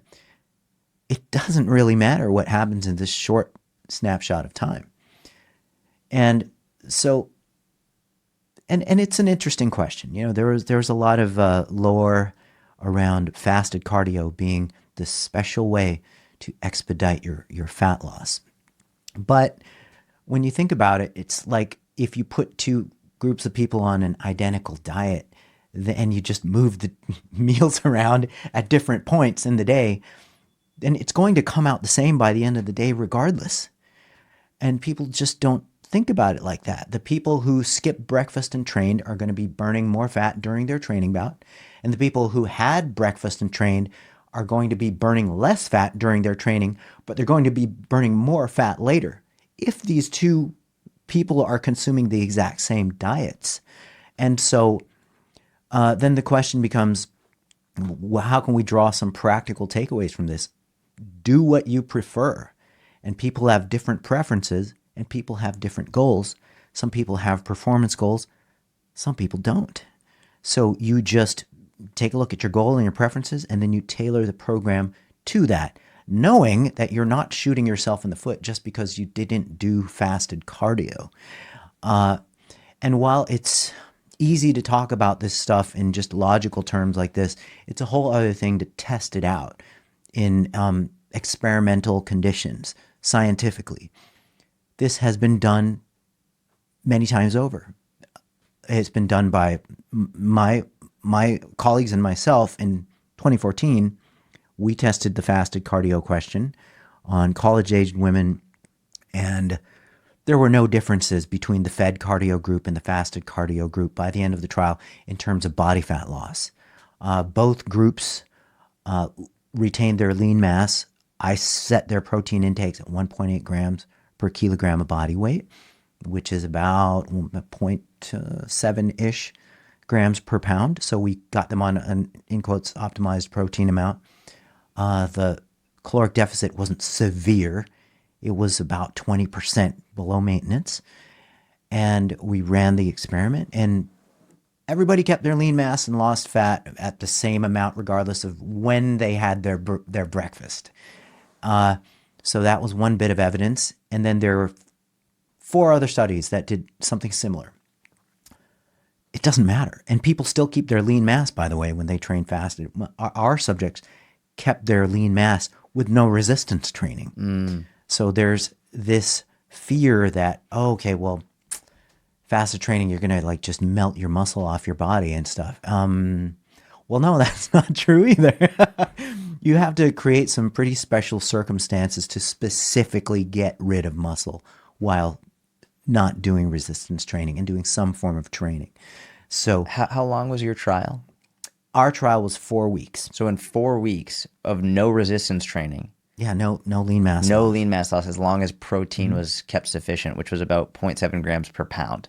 That's right. That's incredible. That's a finding that I'm assuming is adjacent to what you were looking for. That's not what you were measuring, but Yeah. you found that 4 weeks, no resistance training, protein sufficient at 0.7 grams per pound, no lean and the muscle mass loss. cardio was 70% of max heart rate for 50 minutes. Holy shit. Yeah. That I wasn't aware of that. That's remarkable. Yeah. And that's an unbelievable finding. So when people aren't able to train for a weekend or a week or 2 weeks or 3 weeks or 4 weeks, and they're getting their steps in and getting their protein in, they shouldn't be worried about losing all their gains. No, they shouldn't. And it's a different game if you're bedridden. That makes sense. Of course, you're not moving around. People kind of precipitously just dwindle down to nothing when they're bedridden. But time off of training, people have a remarkable capability to retain. What type of cardio were they doing? Was it sprints? No, it was just steady state. Really? Yeah. And it's funny because like we do that study and people will nitpick the study for being 4 weeks long. Why didn't you do it for like 4 decades? And it's like, guys, it's colossally difficult to run a study for like A controlled trial for a long period. But I think that finding of not losing lean mass for 4 weeks, because most people say if you don't train people get worried they miss one workout. Legitimately, there are people that get worried they miss one workout, I'm losing all my gains. They miss a week of workouts, they're going on vacation, I'm going to lose all my progress. For you to show for 4 weeks, as long as protein is sufficient and you're not bedridden, that's huge. Yeah. And look, in fairness, we didn't test high level athletes who were close to their potential in muscle mass. Good. Most people aren't a high level athlete who's anywhere close to their potential in muscle mass. These were general population, college-aged women.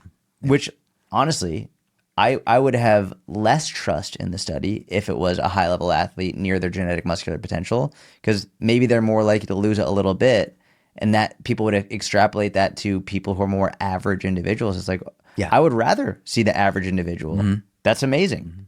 Yep. That's what we saw, and that's what others have seen. I mean, that's anecdotally what I've seen with myself and with my inner circle members and clients overall. It's great to have that data, though. That's really cool. Yeah, and there's some weird things going around with women need to train like this and women need to eat like that because, and it's just not founded in good evidence. It's just not. How long would you say someone has, assuming they're not bedridden, before they start to lose lean muscle mass if they take time away from training? Let's say their protein's on point, they're eating enough, but they're not strength training. How long until you would expect to see a loss of lean muscle mass? So with the category of trainee we're looking at, like somebody like myself, kind of intermediate level muscle mass. Dude, you're jacked, bro. Come on. You got a little baggy shirt on right now, but let's be honest, you're jacked. Fat-free mass index of like 22 or 23. I personally wouldn't go more than 2 weeks without training. Then I might start seeing the difference. Yeah. But general pop, just active, regular physical activities of daily living, with an average amount of muscle mass, could probably get away with longer than 2 weeks. And now, like, I wish this was systematically investigated, and this would probably be a good thing to dig through the literature on. But I think that it just has to be assessed on an individual basis. I tend to see at this 2 week cutoff for most people who are interested in maintaining an above average amount of muscle mass. But it's probably longer for people who are okay with just a super average amount of meat on their Now, bones. let me ask you this. Let's say let's say you go 8 weeks, no strength training, but you keep your protein sufficient. You lose a few pounds of lean mass, which is probably it's a lot, but let's just say hypothetically. Number one, do you regain that muscle mass more quickly if you've already had it before? So this muscle memory, is that real? And about how long would you expect it to take once you get back in the gym to regain it? Yeah. Okay. Yes, you would. You would have a rebound More quickly. more quickly. It's easier to gain muscle you've lost than to build new muscle you've never had. Yes. Yes, for sure. And this has been demonstrated in the literature and field observations all the time. And the mechanisms about this are debated from myonuclear domains and things like that. But it is a combination of people already having the neural circuitry in place, the metabolic circuitry in place. So they already have the skills of the different movements. Yep. And they already have the memory of that movement. And they already have the pre-existing infrastructure to just rebound back. And so yeah, that is a very real thing, muscle memory, as it were. And for people who've been there before, to bounce back quicker than if you had never been there before. How much muscle can the average man and average woman who is not using steroids gain in 1 year? Average man and average woman. Okay, so like the range of realistic muscle gain is depending on how close you are to your muscular potential. It's going to be kind of like a quarter pound, which is a month, okay, to a full pound a month. So the full pound a month folks are people who have a lot of potential for gain, who are either beginners or people who are formerly fit, formerly muscular, but just very deconditioned over a period of months or years, actually. And so that is kind of the range if you math that out, a quarter pound to a full pound. If you can gain a full pound of actual muscle a month, that is absolutely extraordinary, because most people cannot do that unless they're at the beginning of their training journey, and it only happens for the first year and a half to 2 years. And then it precipitously drops off. If someone's, let's say you're looking at like the genetic elite, 18 years old, dude, he's getting plenty of sleep, genetic freak, would he be able, and he's in his first year of training, following consistent training program, nutrition's good, would he be able to gain more than a pound in a month? You know what? Potentially, especially if we're talking about somebody who's coming from just like straight off the couch. Yeah. And now you're finally having them eat good, sprinkle some creatine on there. And then you're yes, optimizing sleep and recovery, and they're finally, eating to grow. Of course, there's this funny debate. We don't need to bulk anymore now, you guys. Oh, I know. Let's just recomp forever into infinity. No, it doesn't work like that. Jeez. So yeah, the scenario that you're talking about, maybe more than a pound a month, at least initially. The average dude, the max amount in a year is about 12 pounds? Roughly. Let me put it to you this way. Okay. If you compare an untrained male, average general population, untrained adult male, Yep. with an elite drug-free bodybuilder, what you can do is you can compare. It's similar to a body mass index, but it's called the fat-free mass index. So whereas body mass index is a total body weight to height ratio, fat-free mass index is lean mass to height ratio. And so these are relative measures of body size. We have body size with BMI, and then we have muscularity with fat-free mass index. So the difference between the fat-free mass index between a elite, like professional level natural bodybuilder who averages 23 to 25 on the fat-free mass index scale, and the average untrained man who's around 19. So the difference between those two populations, muscle mass wise, is about 25 to 45 pounds. So on the high end, as an untrained adult male, you have about 40-ish, 45 pounds of muscle in front of you to fulfill as ultimate potential. So even if we look at 40 pounds optimistically, and it takes people, let's say 10 years to reach their potential, or forget about, let's go pie in the sky, 5 years. All you do is eat, sleep, train, recover. 5 years, you do it. It's still 8 pounds a year on average of muscle gain.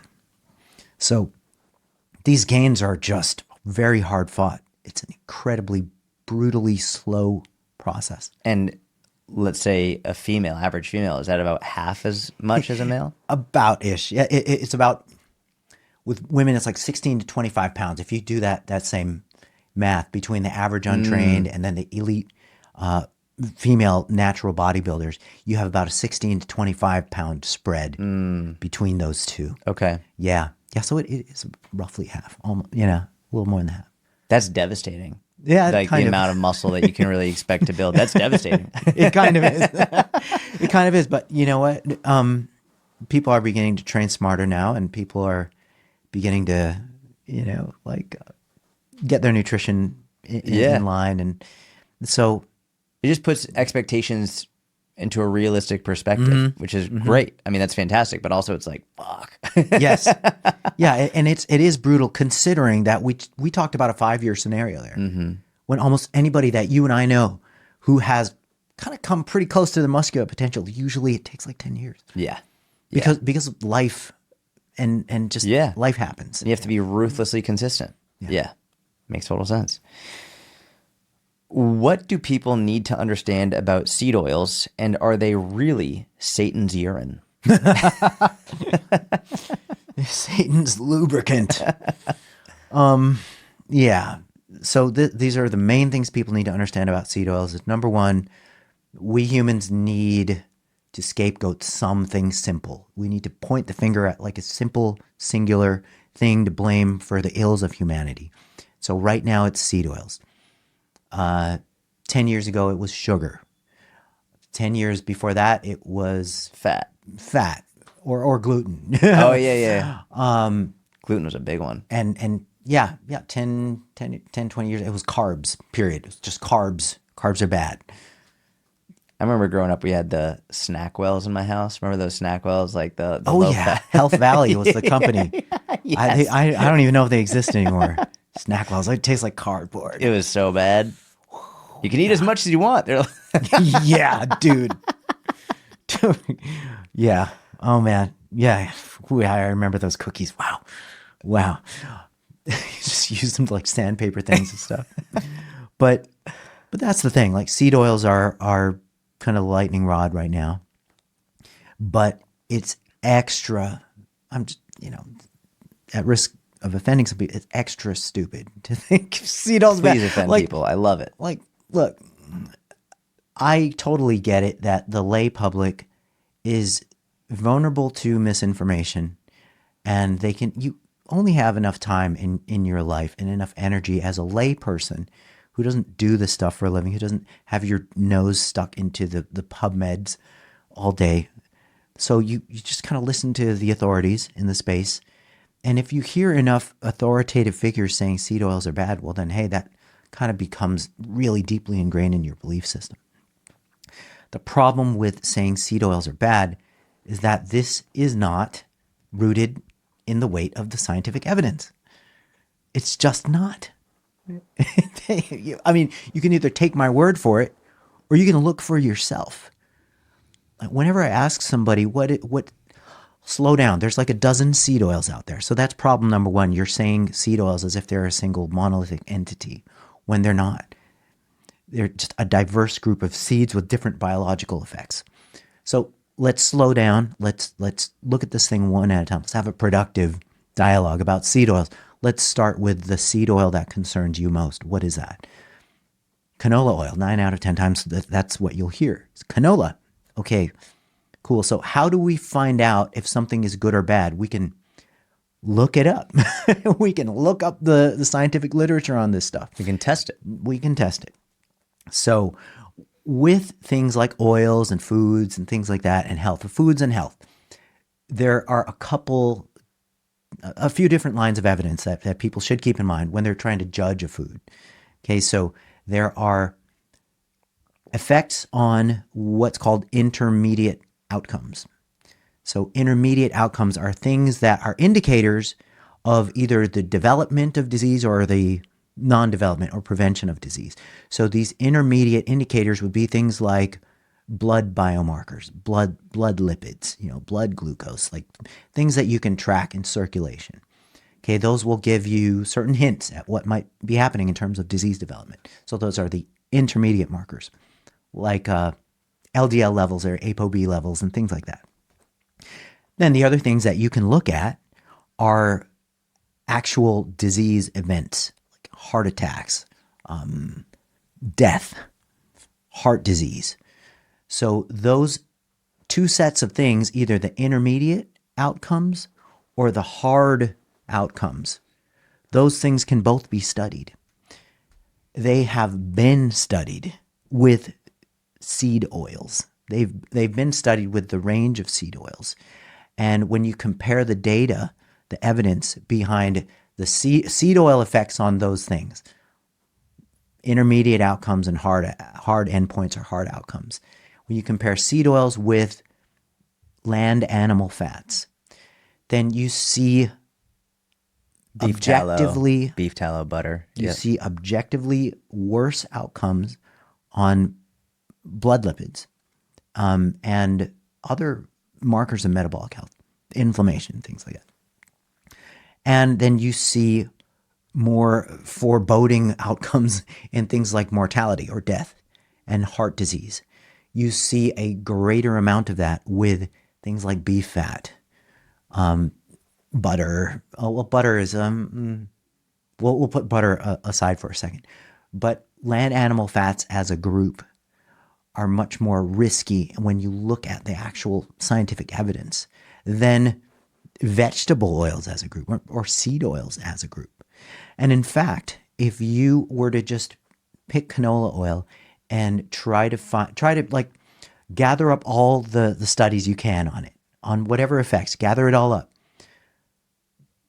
I would guess that the percentage of unfavorable findings amongst that whole lot of studies, I don't know, less than 5%. How many studies do you think? Hundreds, thousands? A few dozen. A few dozen that are worth looking at. What determines if it's worth looking at? So all data is worth looking at, but what you want to look for is are we looking at subjects who would be generalizable to the general population who we're looking at? Okay. Are we looking at humans? Yeah. So you would discount rat studies? I would discount rodent studies for most nutritional questions because their metabolism of the macronutrients is just so drastically different from humans. So, for example, you can put mice on a zero-carb diet and watch them gain a ton of ectopic or visceral fat and incur all kinds of adverse metabolic consequences from the removal of carbs from the diet. With humans, that just doesn't happen. In fact, you usually see good stuff when you put them on low carb or keto, at least for the shorter term. And that's just one example. If mice have such radically different metabolic processes than humans, why in the world do we continue to fund rat studies to extrapolate towards human results? Why are we using rat studies at all if they don't have much, if any, relevance from a nutrition perspective? Yeah, that doesn't make sense to me for nutritional research. So, with other domains like pharmaceuticals and stuff, they usually have a pre-clinical phase where it's just the animal studies, and then okay, safe enough, maybe. Okay, let's move on to humans type of things. But if they have Yeah, a different metabolic process, do we even know if it's actually safe just because it may have been safe on a rat? right.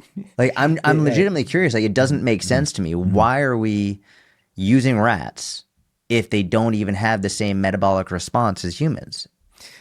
Yeah, and that is a good point, and I think it applies really well to the nutritional domain.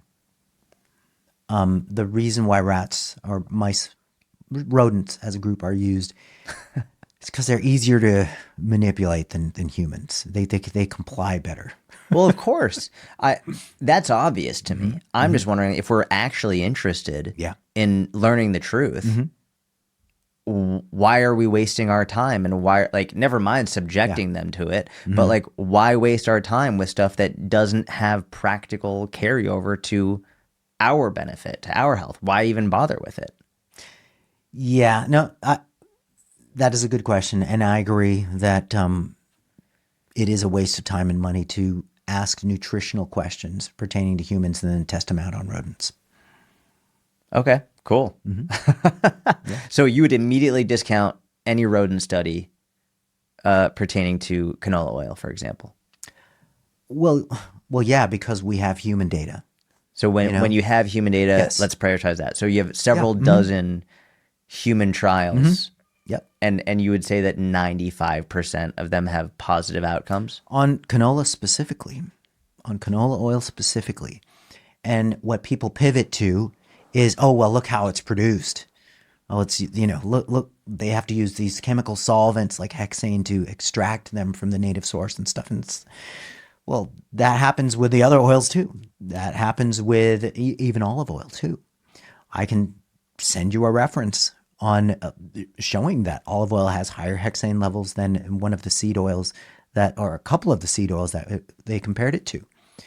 And, but that doesn't even matter because the total amounts of hexane that are residual in the end product are just so minuscule, and they're far below thresholds that are far below thresholds that are considered harmful. They're well within safe limits. And we have the outcome data showing us, like, if you're seeing 95% favorable outcomes, Hmm. regardless of the extraction method, it seems like that's a distracting. It's like an almost a non sequitur. It's like, okay, so we've got that's Right. how it's taken out, but outcome basis, outcome data, it shows that we see this positive health outcome. Like, why does it even matter how they're extracting it? Exactly. And people will say, oh, like that oil, if seed oils were used to like lubricate engines and stuff like that. Dude, the OG engine lubricant is beef tallow. Shut up. Is it really? It's, you can, it is. It was used as a lubricant in various factories, That's so funny. various machinery. That's so funny. But look, if we're gonna go through that logic, hey, we use water to cool cars still. Yeah. There's water. Yep. Hey, man, that you Dihydrogen monoxide, yeah, dangerous. we got to kick that out. Yep. So it's pretty insane, Yeah. It actually. doesn't matter. It's distracting from the actual evidence. Yeah, yeah, and this is just canola oil. Try to find some negative health outcomes, whether they're the biomarker changes or whether you can look down the road to heart disease and death. Try to find it with sesame oil. Let me know what you find. Yeah. Yeah. Let me know what you Good find luck. when you're done, like just like clawing your way through the positive health outcomes and just like more endpoints and parameters than you even heard of. Yeah. What with sesame oil, and it shouldn't be too surprising. Sesame and sesame oil, all manner of sesame products, have been consumed in fairly large amounts by some of the healthiest populations in the world for thousands of years. All right, how about flaxseed? You want to try? Find me the dangers of flaxseed. How about the dangers of chia seeds? And dude, even soy and corn oil, like try to gather up, like let's do a ratio of the harmful effects of these things versus the positive or neutral effects. And at worst, you'll see just kind of a nothing burger.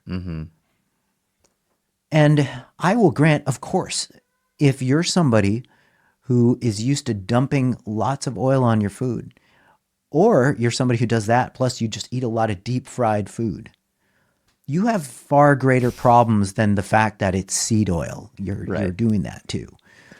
And some people will even trip out and go, yeah, I use beef tallow because the olive oil is, it's still unsaturated. Right. It's like, okay, that doesn't matter. Let's look at what happens with these health outcomes, whether it's intermediate health outcomes or hard endpoints.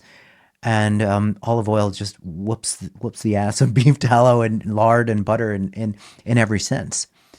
And so, yeah, like tying it all together, it's like, number one, seed oils are different. They vary pretty widely in their neutrality or benefit. And I can point to a seed oil. I wouldn't want to consume large amounts of cottonseed oil. So You wouldn't want to consume that a lot. yeah, Why? cottonseed. It has a compound in it called gossypol, which has these endocrine disrupting effects that have been pretty consistently seen. And you wouldn't necessarily, I mean, if you have the option to have a different oil than just like swilling down bottles of cottonseed oil, then you probably would want to do that. But canola oil, evidence base is just overwhelmingly positive. Sesame oil, evidence base is overwhelmingly positive. And even things like sunflower and safflower, it's like just neutral, nothing burger stuff. The scientific consensus is that vegetable oils, seed oils included, are less risky than land animal fats. And that is just based on the evidence. We're not pulling that out of thin air. I am not ready at this point to tell people to kick out all vegetable oils and start buttering everything up and using beef tallow and using lard. The evidence just doesn't support that. If it did support that, I would be more than happy to report that and recommend that. But it just doesn't. And oddly enough, the rumor got out that seed oils are bad when nobody can name the seed oil that is the true villain. And when they try to, it's canola oil, which has it's just all positive stuff. And then number two, they don't realize the evidence behind the other seed oils and what the actual peer-reviewed literature says about these things in terms of what has been tested and what has been found. So it's really a frustrating thing to see misinformation just perpetuate itself like this. And I do understand the benefit of staying a little closer to nature in general with the foods that we consume. I love the idea of just cold pressed oils instead of oils that have been refined, bleached, and deodorized and all that stuff. But even with the refined, bleached, and deodorized oils, it's like, how much are you using of this stuff, and why are you deep frying your food over and over and over again? And how long do you plan on living? We're all going to die sometime before that century point hits. Yep. I wonder how many 80-year-olds give a shit about seed oils. So, yeah, it's just a weird thing. And it caught all of the scientific community sort of by surprise. Like, what? People are afraid of seed oil? What's going on? Yeah. Are people just out of their minds a I little feel bit, or like- just misinformed, or both? I feel like the stress that people have around food is worse for their health than the actual foods they're concerned about. Like the stress around seed oils is worse for your long-term health than enjoying canola oil. Right? That would be my prediction. What we're looking long-term. And I feel like we're seeing this in so many areas of life. Like the stress that people get from being on social media is way worse for their health than worrying about what oil they're going to be using. Like that's what I would imagine. This chronic stress. You open up your phone and oh my gosh, like this person died. We're having this, like just like all the worst, horrible things that we see on social media, in addition to the fear mongering around food, is likely way worse for our health than arguing over which seed oil you're going to have. or tallow or whatever. I agree. I agree with that. And dude, like I want to mention that like partially hydrogenated vegetable oils, like shortenings and things like that, they were taken off the generally regarded as safe list, or the GRAS list of the FDA. They were taken off that in 2015. So the FDA basically banned the commercial production of foods with partially hydrogenated vegetable oils. And that's because of this industrially derived trans fat content. And there is a consistency of evidence showing that ITFAs have adverse health consequences. And so when people who are really kind of reaching deep down to defend seed oils, when they point to these studies in the 60s and 70s, the two biggies would be the Sydney Diet Heart Study and the Minnesota Coronary Experiment. That was way before we distinguished between partially hydrogenated vegetable oils and other. Mm-hmm. And so any sort of harm or lack of benefit is likely due to this lack of delineation between the industrial trans fat containing shortenings versus, regular old seed oils. And so I wanted to get that out there because when you look at evidence, randomized controlled trials are usually considered the strongest evidence. And there are some issues with that. The findings in RCTs need to converge or agree with other lines of evidence in order for it to be truly strengthened. Because RCTs, they often capture an artificial scenario that's not necessarily generalizable to the real world. But yeah, in the case of seed oils, there's much more current RCTs that have been done. And there's several meta-analyses. I mean, I can just throw the data around, send you links, send anybody links, and then you can look at it for what it is. And what it isn't is this really foreboding picture of vegetable oils compared to animal fats, land animal fats. Mm-hmm. So I think the practical takeaway from all of this would be, don't drown your food in your cooking oils. Don't repeatedly deep fry your food in any of these oils. And just get a range of different types of fat sources in the diet, and predominate those fat sources with the sources we know definitively are going to hedge your bets in the direction of good health, like extra virgin olive oil, nuts, avocados, salmon, seeds, fish fats for sure. And if you get a mix of those things, extra virgin coconut oil has pretty neutral effects, and plus it tastes amazing. And then you have the range of incidental fats from the other foods in the diet. That's like the best that you can possibly do for your health. If you happen to use canola oil, you based on the evidence, you're fine. Yeah. If you happen to use if you happen to use sesame oil, based on the evidence, you're awesome. Yeah. For years, we've been told that moderate wine intake is healthy. Now we're being told alcohol is poison in any amount. What does the science say? Oh man. Okay, so it's like There's another bomb. People get very upset about this one. It's a similar principle with seed oils. Alcohol is not just a single monolithic entity. It's a diverse set of foods, a diverse set of beverages. Red wine, is sort of like it's like the sesame oil of beverages. It walks on water. It's really hard to find negative effects with red wine. It's almost impossible to find the cancer threat with red wine. In fact, it's a lot easier to find anti-cancer effects with red wine with multiple lines of evidence, from the mechanistic stuff to the population level epidemiological stuff.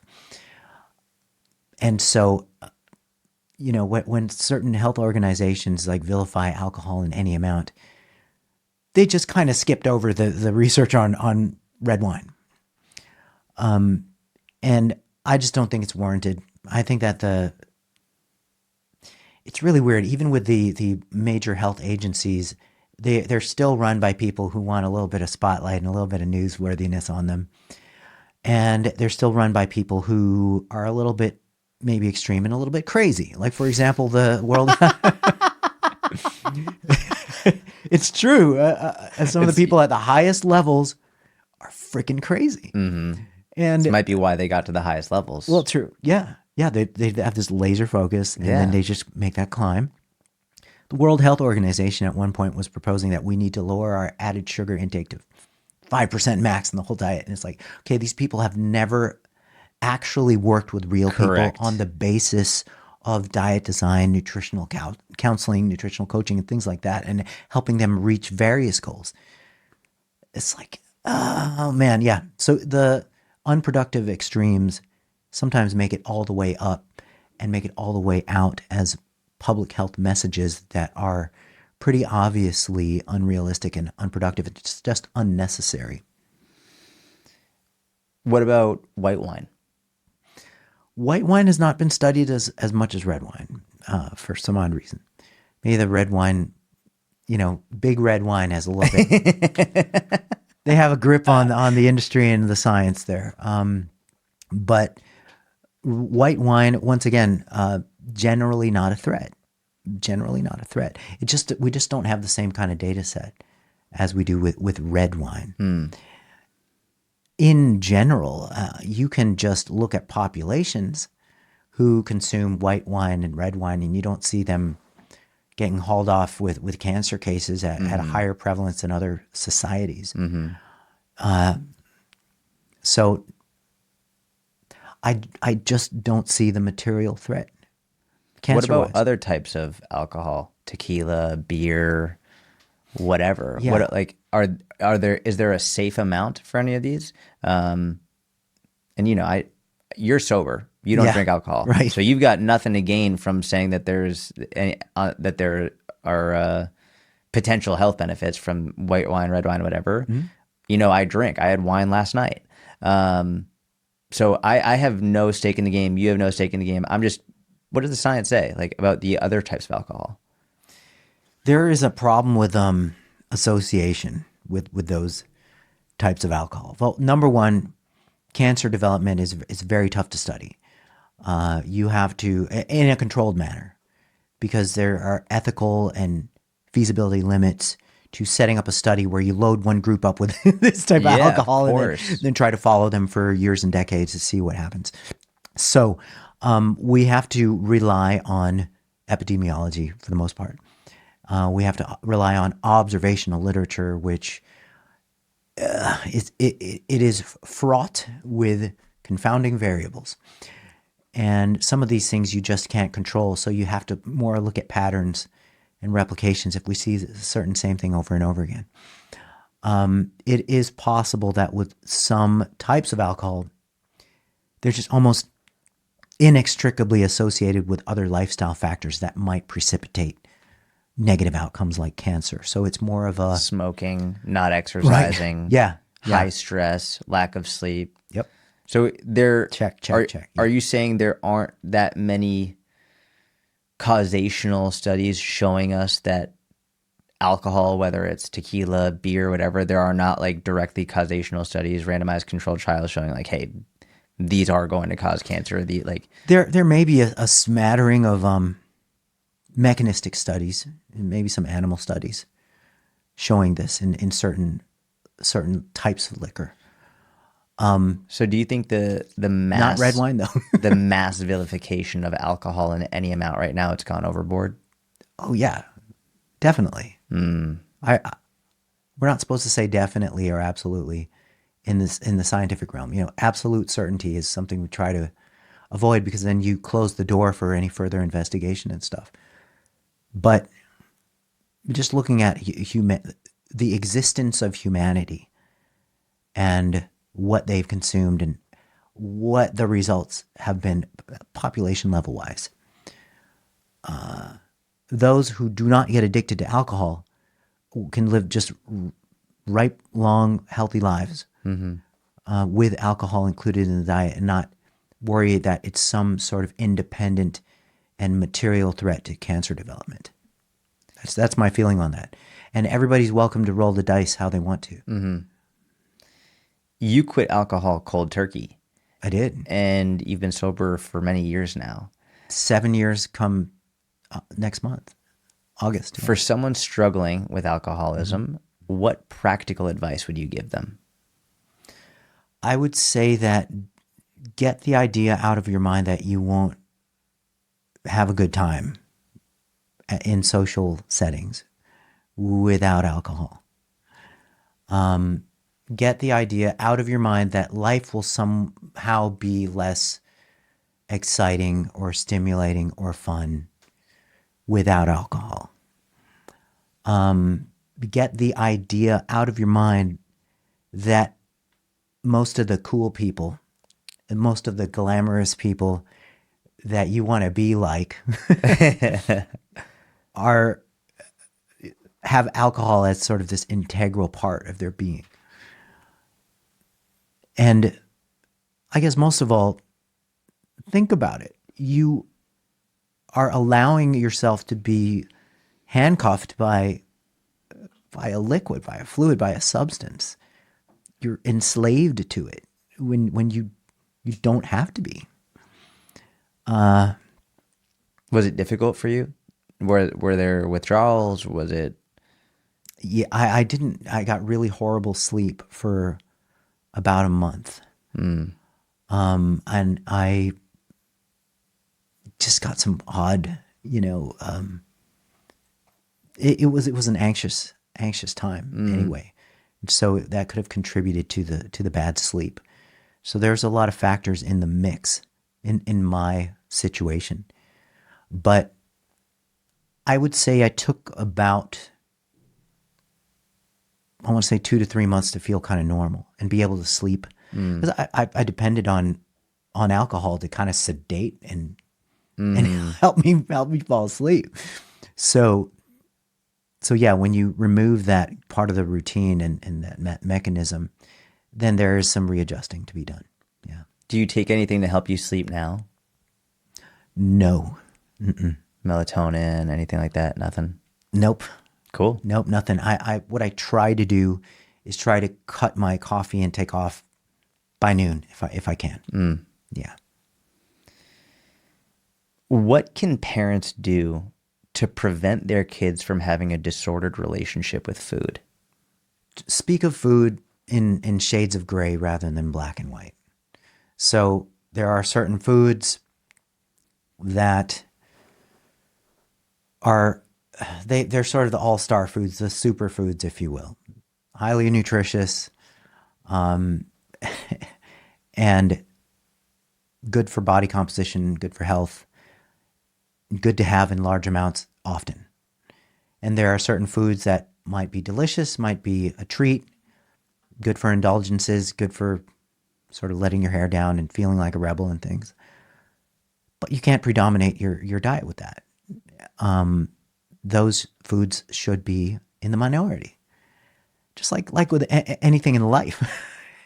You can't predominate your week with just night after night doing insanely adventurous and fun things that are risky. And so, but at the same time, hey, you might want to go, who knows what the risky behavior is. But at the same time, it's unhealthy to paint foods as absolutely off limits, while other foods are absolutely angelic. And you put a halo on some foods and then just ban other foods. It just doesn't work that way. And it's not sustainable that way. So with my kids, for example, we said predominate the diet with these foods, and the other foods, ice cream, cookies, cake, chips. Those foods are foods that you have in much smaller amounts, and don't fill up on those things. But you can still have them. But know that these foods, the healthy foods, will make you feel better, help you grow stronger, help you be healthier. While these other foods are they just kind of taste good. Mm-hmm. But if you predominate your diet with them, you're not going to look as good. You're not going to feel as good. You're not going to, and it's very tough to talk health to kids because they don't really have a concept of that. Mm-hmm. But if you speak in terms of this is going to keep you strong and keep you capable and allow you to do X, Y, and Z that they enjoy at their maximum capacity and just kind of get the most out of things, then you can begin to crack that puzzle with kids. It's just very, very, I think it's treacherous when parents say certain foods are off limits because kids are going to rebel against their parents' rules when they can. Mm-hmm. And when this rebellion just snaps so far back the other direction, it's because they felt like, I now have the forbidden fruit. Mm-hmm. And we better take advantage of this situation and max it out because either my mom's going to find out or I'm just not going to be able to do this for a very long time. So we're going to max it out. And I think it's not a healthy way for kids to be introduced to foods. That's what people do, like on the weekends or when they're being super restrictive on a diet, and all of a sudden they break the diet, and they're like, "Oh, and then they start binging." It's like, "Well, I know when I start my diet again, I'm not going to be allowed to have this, so I'm going to eat as much of this as I can right now because I'm not supposed to be having it." It's the same thing with a parent who's like, "You are not ever allowed to have this because it's bad for you." It's like they're going to essentially teach themselves how to have a binge eating disorder. It's like they eat large amounts of this food in a very brief period of time, and then they go back to completely restricting it. So I completely agree with you. One thing I've tried to do, I'm not an expert in parenting. I have a almost 3-year-old, almost 1-year-old.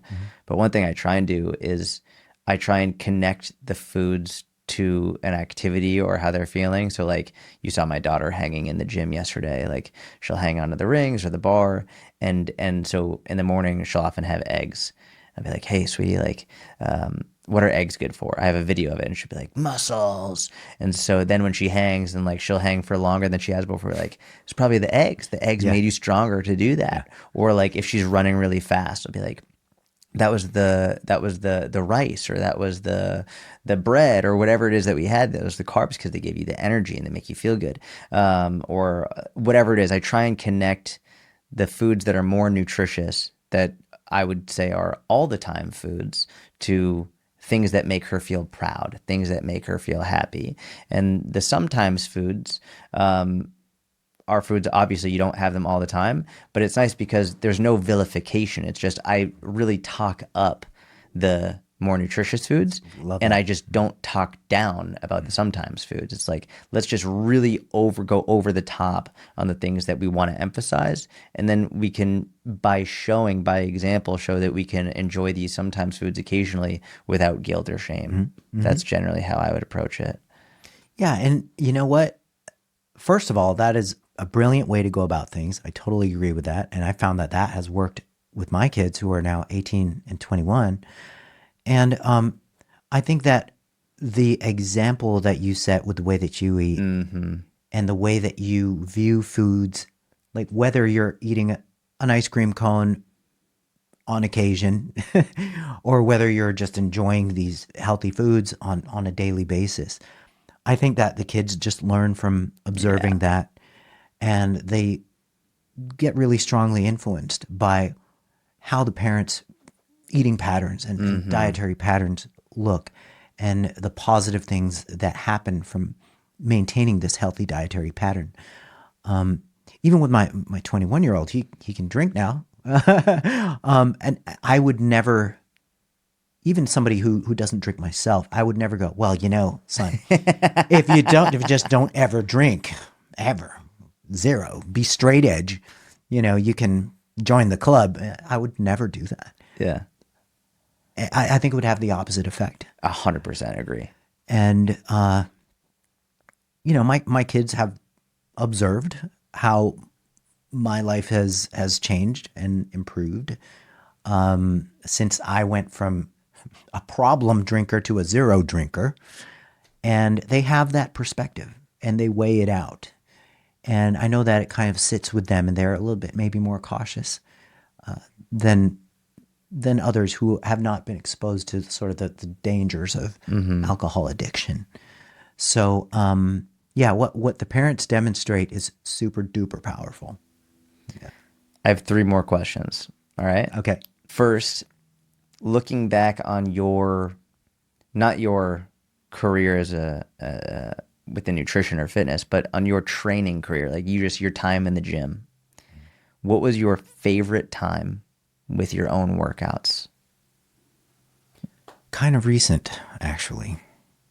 Kind of recent. I read the literature in both nutrition and training, and I see how a lot of what is being investigated and reported in the exercise literature, it's kind of frustrating because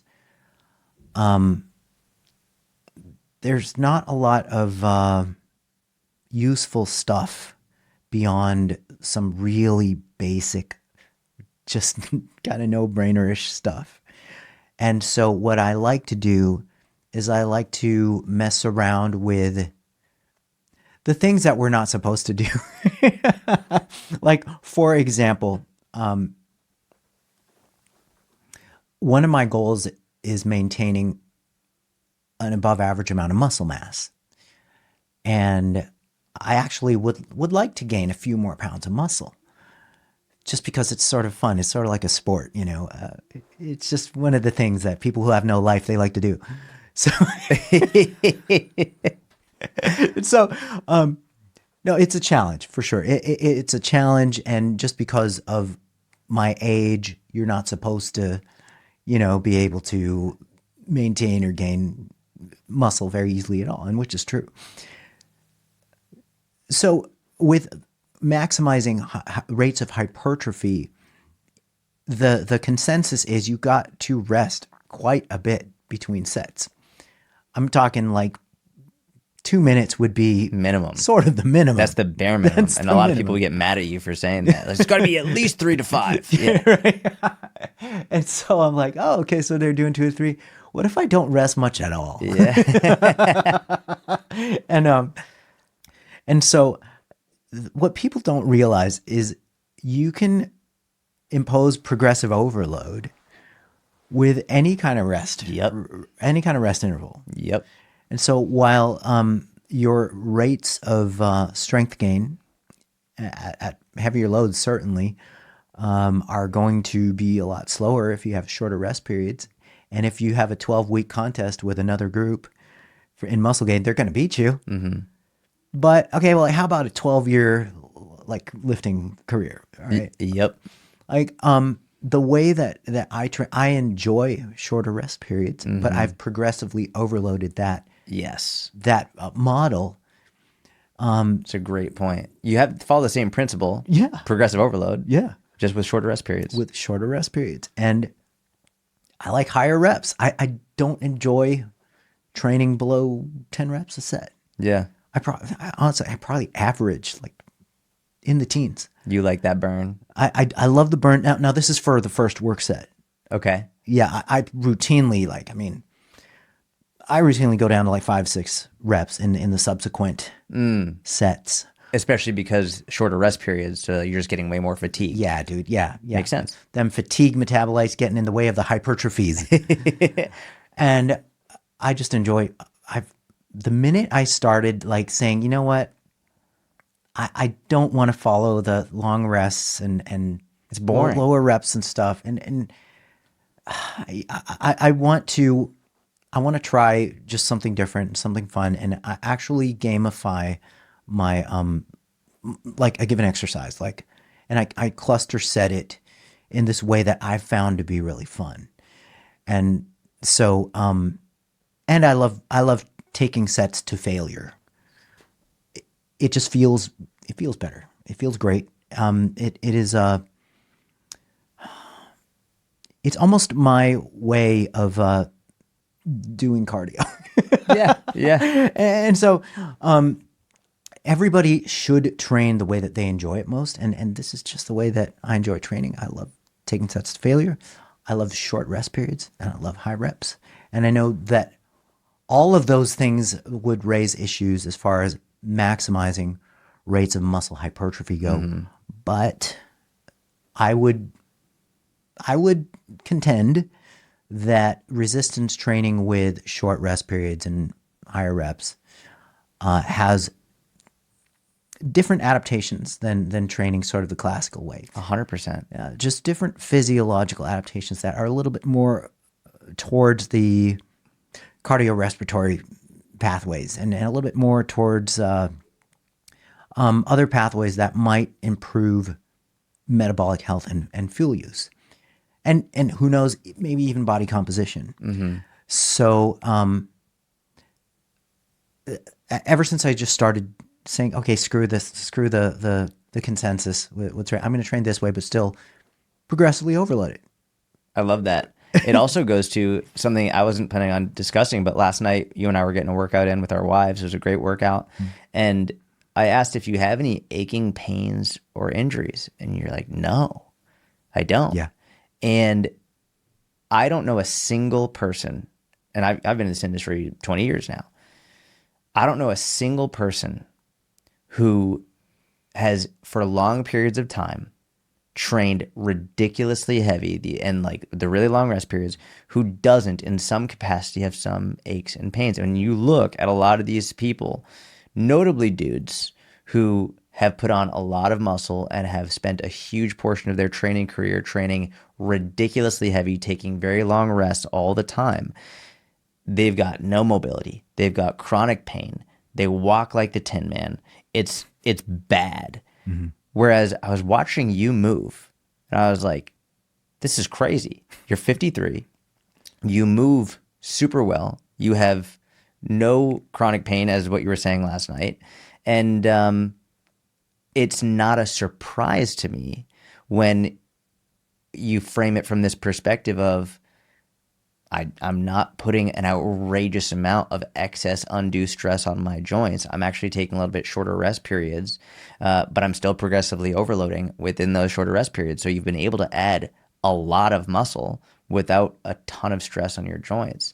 And this is one, like, so all of my inner circle members know that the first exercise is usually like a heavier exercise with about 3 minutes rest, but progressively as the workout goes on, it'll go down to minute rests and try and progressively overload within that shorter rest period. But I think it makes a lot of sense. And if you want a variety of benefits as opposed to I just want to maximize hypertrophy, that's all I want to maximize. It's like, if that's all you want to do, great. But I'm assuming when you get to 50, 60, 70, 80, God willing, you're going to want to be able to move well. And maybe overloading in that only 5 to 8 rep range with 3 to 5 minute rests every single time for every single set for 20 years might not be the best choice for joint health and potentially other things as well. I don't know. But I think that's super interesting. And I wasn't expecting you to go that route, but I think it's an interesting data point. My personal experience, it obviously is not going to apply to everybody. I used to have like aches and pains all the way up and down the kinetic chain, up until within the last 5 to 10 years, I'd say, when I've been completely pain free. Just lighten the loads. It's crazy. Lighten the loads. It's amazing. But push the sets to failure within reason. And look, I don't think it's safe or productive at all to take all exercises to failure, but I think that certain exercises are very conducive to failure and partials and all the rest, while other exercises are not. I mean, like last night, you didn't take the hack squat to failure, but it did look like you were taking the leg extension and leg curl for sure, pretty damn close. Yeah, but just from a safety perspective, it's just like, that makes sense. You went heavy-ish on the hack squat without going to complete failure, because there's more danger with that inherently. Yeah. But on the muscle isolation essentially no risk leg curl, leg extension. Obviously, there's some risk, but essentially no risk. That makes more sense. For sure. Yeah. And people sort of blanket this failure or no failure thing without discussing different exercises, Yeah. which is kind of blows my mind. Yeah. And yeah, I'm super happy to not have pain because I used to. I absolutely used to. But as with the nature of progressive overload, I've been training like this for a number of years progressively. And so I can move heavier poundages Yeah. than most, but the reps are Without still pain. high. Yeah. So yeah. Yeah, I never knew I would ever be able to discuss that on a podcast, but I guess we just did. Let's go, baby. Two more questions. Sure. What are you scared of? Dude, that's too tough of a question. I am, in quotes, scared that I'm leaving a lot of potential on the table of myself and what I can accomplish and the positive impact that I could have on the world because I just don't think big enough. Think too narrowly. Maybe I'm too set in my ways and my routines and my interests in what I think might be the best road to achieve the best outcome. So I just recently thought of what's my mission statement. If I could distill down a mission statement, which is kind of a cheesy and not necessarily productive thing to do because sometimes you can't reduce things down to a mission statement. But I think if I could, it would be to become my best self so I can teach others to become their best selves so they can teach others to become their best selves. And so that would be it. And I guess my fear, if you can call it a fear, is that I won't reach my potential in terms of the positive impact I might have, or even in terms of that's mainly it. That's mainly it. I have another 50-ish years to go, and I just get worried about whether that's going to happen, whether I'll be able to achieve that. I love that. So that's fair. That's my fear. I don't know. That is kind of a demented fear. No, it's not. But and listen, it's a valid fear, and I'm not trying to convince you otherwise. But just so you know, for your own. And let me tell you why I have that fear. Yeah, is please. Because I've been at what I do for 30 plus years. I've been at this since 1992, so that means 33 years. And it seems like I'm barely making a dent now in 33 years of work. But I'll concede that, yeah, maybe the first 20 we're just figuring out which way is up.